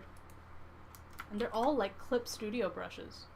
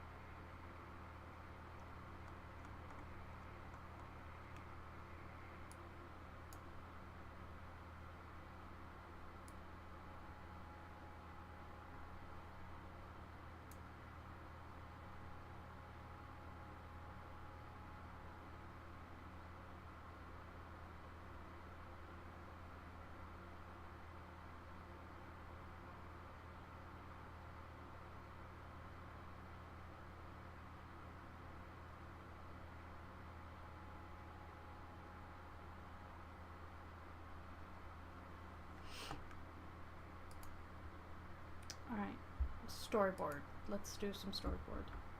Finally something that don't center around Adobe. Yeah. Though, I think Clip, a couple years back, added the support for Photoshop brushes. They may not work perfectly, but you can put Photoshop brushes in Clip now.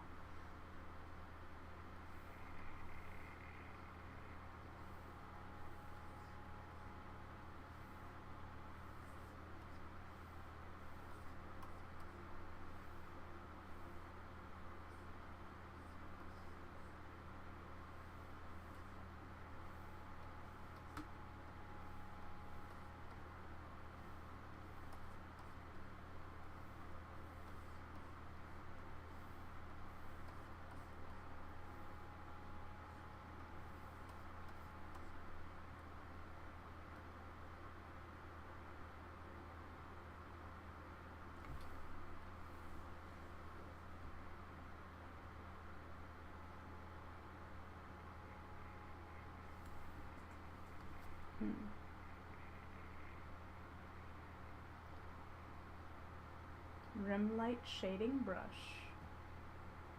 That's a brush in Photoshop?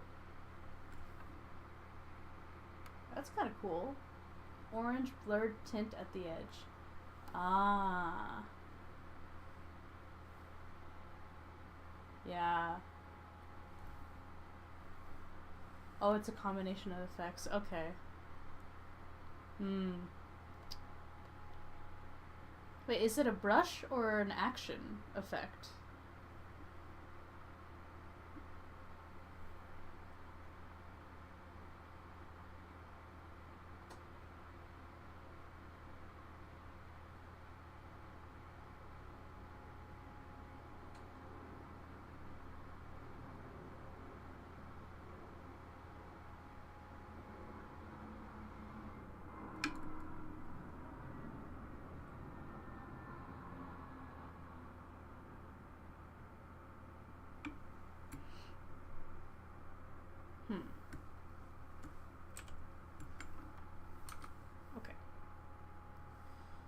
Storyboard.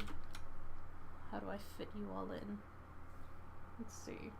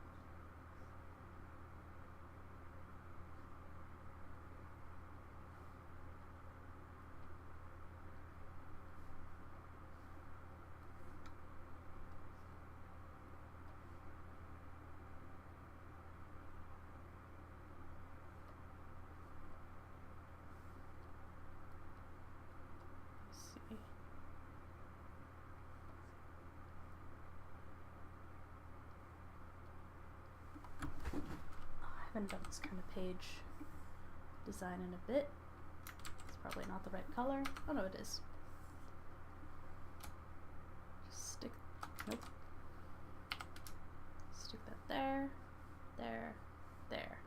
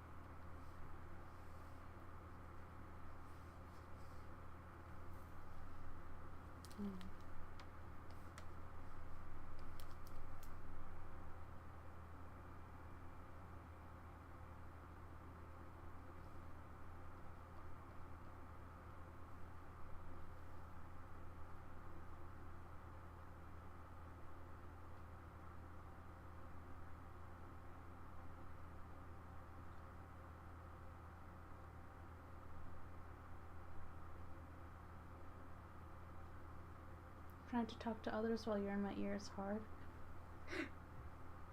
I'm sorry, Flapu. I haven't said anything. Now I'm saying stuff.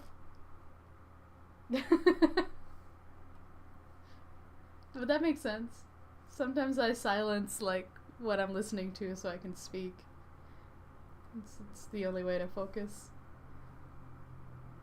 You should remove me from your ears.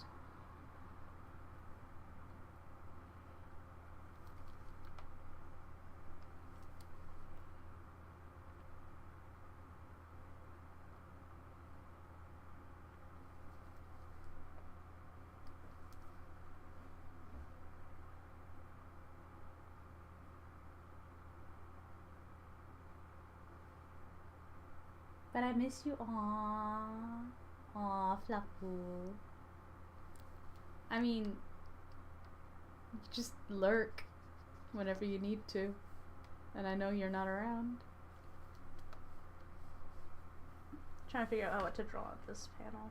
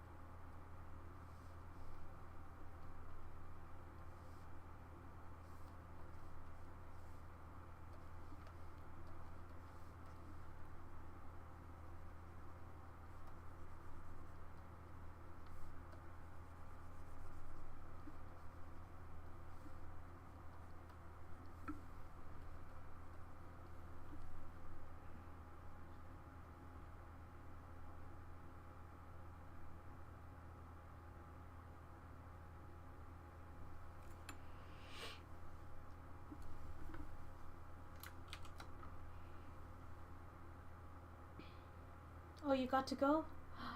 That's okay, Fleppo. I'm leaving in like 20 minutes anyway. Bye. I'll be back in like Discord or something later today. Yeah. Bye. See you, see you. There we go.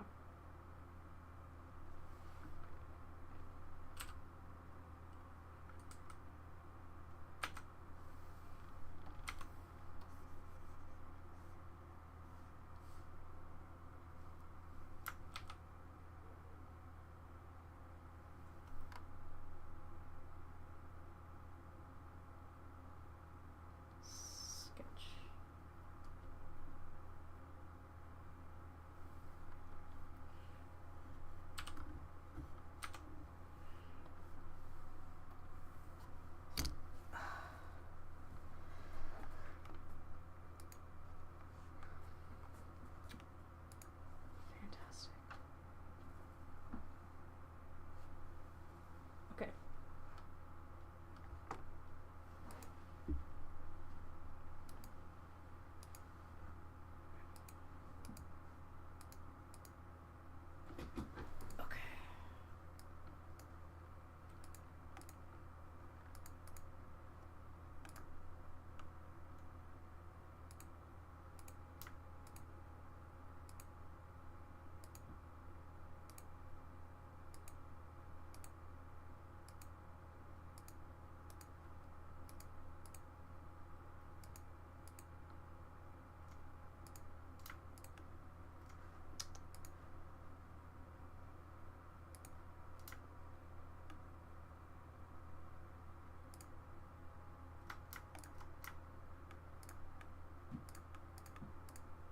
Okay.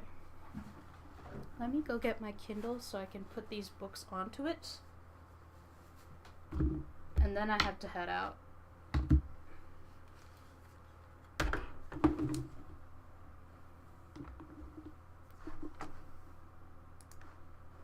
I'll be right back.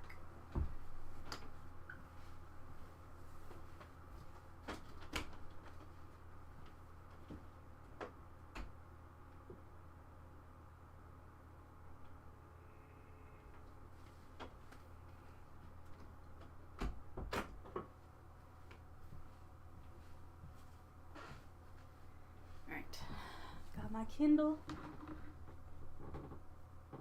Time to put my textbooks on it. And then,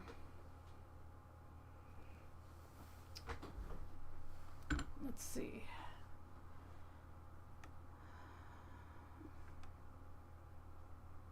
Here we go.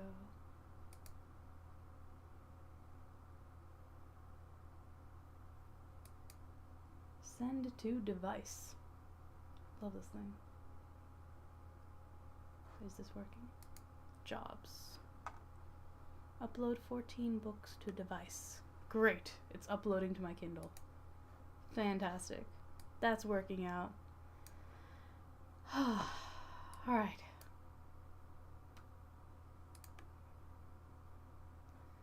So we got most of the to-do list done.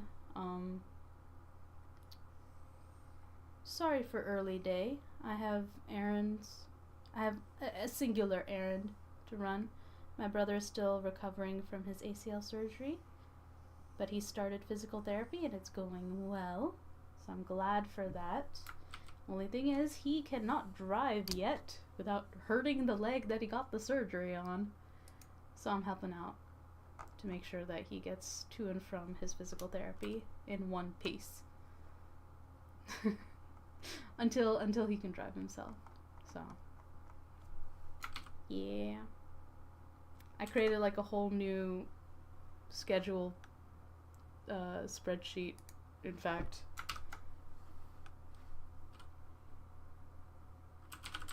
in my project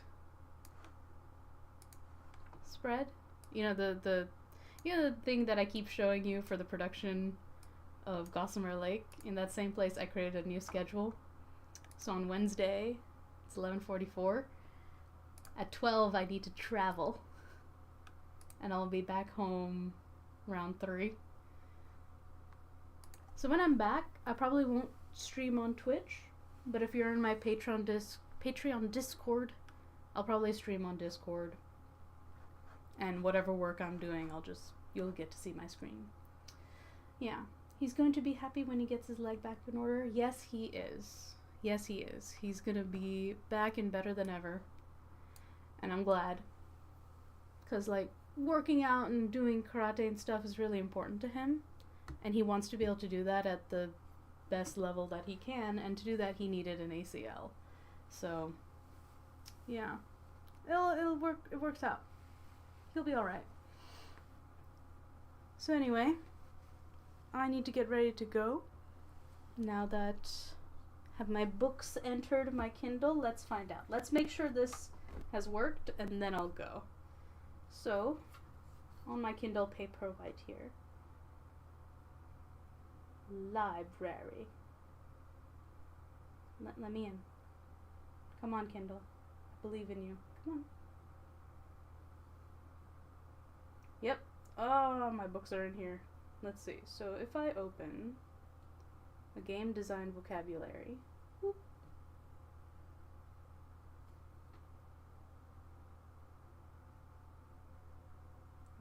Yeah, Mark is currently reading.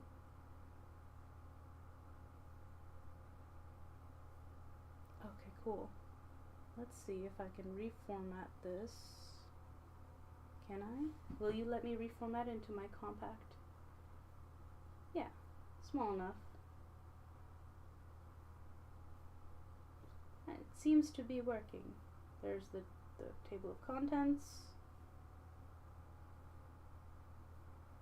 I'm about to learn everything I need to learn for vocabulary in games. Starting with the foreword. Alright, this is great. This is fine. Fantastic. Everything's in here. Alright. I have my textbooks that I'm going to study now. So from now on, if I can only work in the house, whenever I'm outside the house, I will be able to study game development and get good at making these little games, because I want to make like point and click adventures. I want to make an idle game eventually, like one of those clicky idle games. I really like those. More visual novels, all the visual novels, maybe an RPG with visual novel elements. That would be really cool. Imagine if you had Stardew Valley and then it had visual novel elements in it. That'd be cool. Please make super cute one. Yes. The game I want to make, you were here, Minnie, when I was talking about the bunny one, right? Or were you not? I mentioned it yesterday, where I want to make like a super cute like a super cute point and click adventure game with like bunnies, and you're a bunny detective, and it would have I Spy elements. So I would draw like a bunch of objects and I would put them all together into this screen, and you'd have to click the objects to find them, and it would be awesome. You know it would be awesome, and it would be so cute. And I love I Spy stuff, cause so we can like sit down and we can draw all of the I Spy stuff, and I can hide them in the image. Yeah. I think that would be super cute. I think it would be super fun. I want to make a game that has 2.5D, where you have drawn sprites but a 3D background. I think that would be cool for like a walking RPG type game. I don't know if it would be doable or feasible, but I think it would still be cute. I think it'd still be super cute. It reminds me of some similar games with cats. A building full of cats. Yeah, stuff like that. You know, I want to take and recombine stuff for cute little narrative games. And you know, all the games that I make would be stories. They would have to be. That is my skill set. I make stories. But to learn little game elements and make an interactive story, I think would be a cool place to grow. I didn't anticipate that I would enjoy this as much as I do. But now that I'm headed in that direction, it feels promising, you know? Like if I make good visual novels, it feels promising because it's an untapped market for me, and with all of the doom and gloom that's been around for webcomics and artists lately, it feels nice to maybe branch into some place that's new and bring all of my skills with it. So fingers crossed it goes well. I know that at least 10 people will play my game, because I'm gonna make them, because I know them personally, and I will look over their shoulder if I have to. But no, it'll work out. It has to. I'll find a way. Till then, we'll just worry about actually finishing the things that we make first, and then we'll worry about marketing them. Oh, I'm dilly-dallying. Alright. That's it for today. I will be back tomorrow afternoon, because it's Thursday. So tomorrow we're going to work on the visual novel. Yeah. We'll do some writing, and we'll just continue doing our little checklist so that, the coding happens last. Fingers crossed. Get everything working on paper first. I should probably read about the paper prototyping then, as soon as I'm done with the vocabulary book. Alright, we learn as we go. Everyone take care. Drink enough water, get enough food, get some sunshine, touch grass. It's good for you. And I will see you later. And take care. Bye-bye.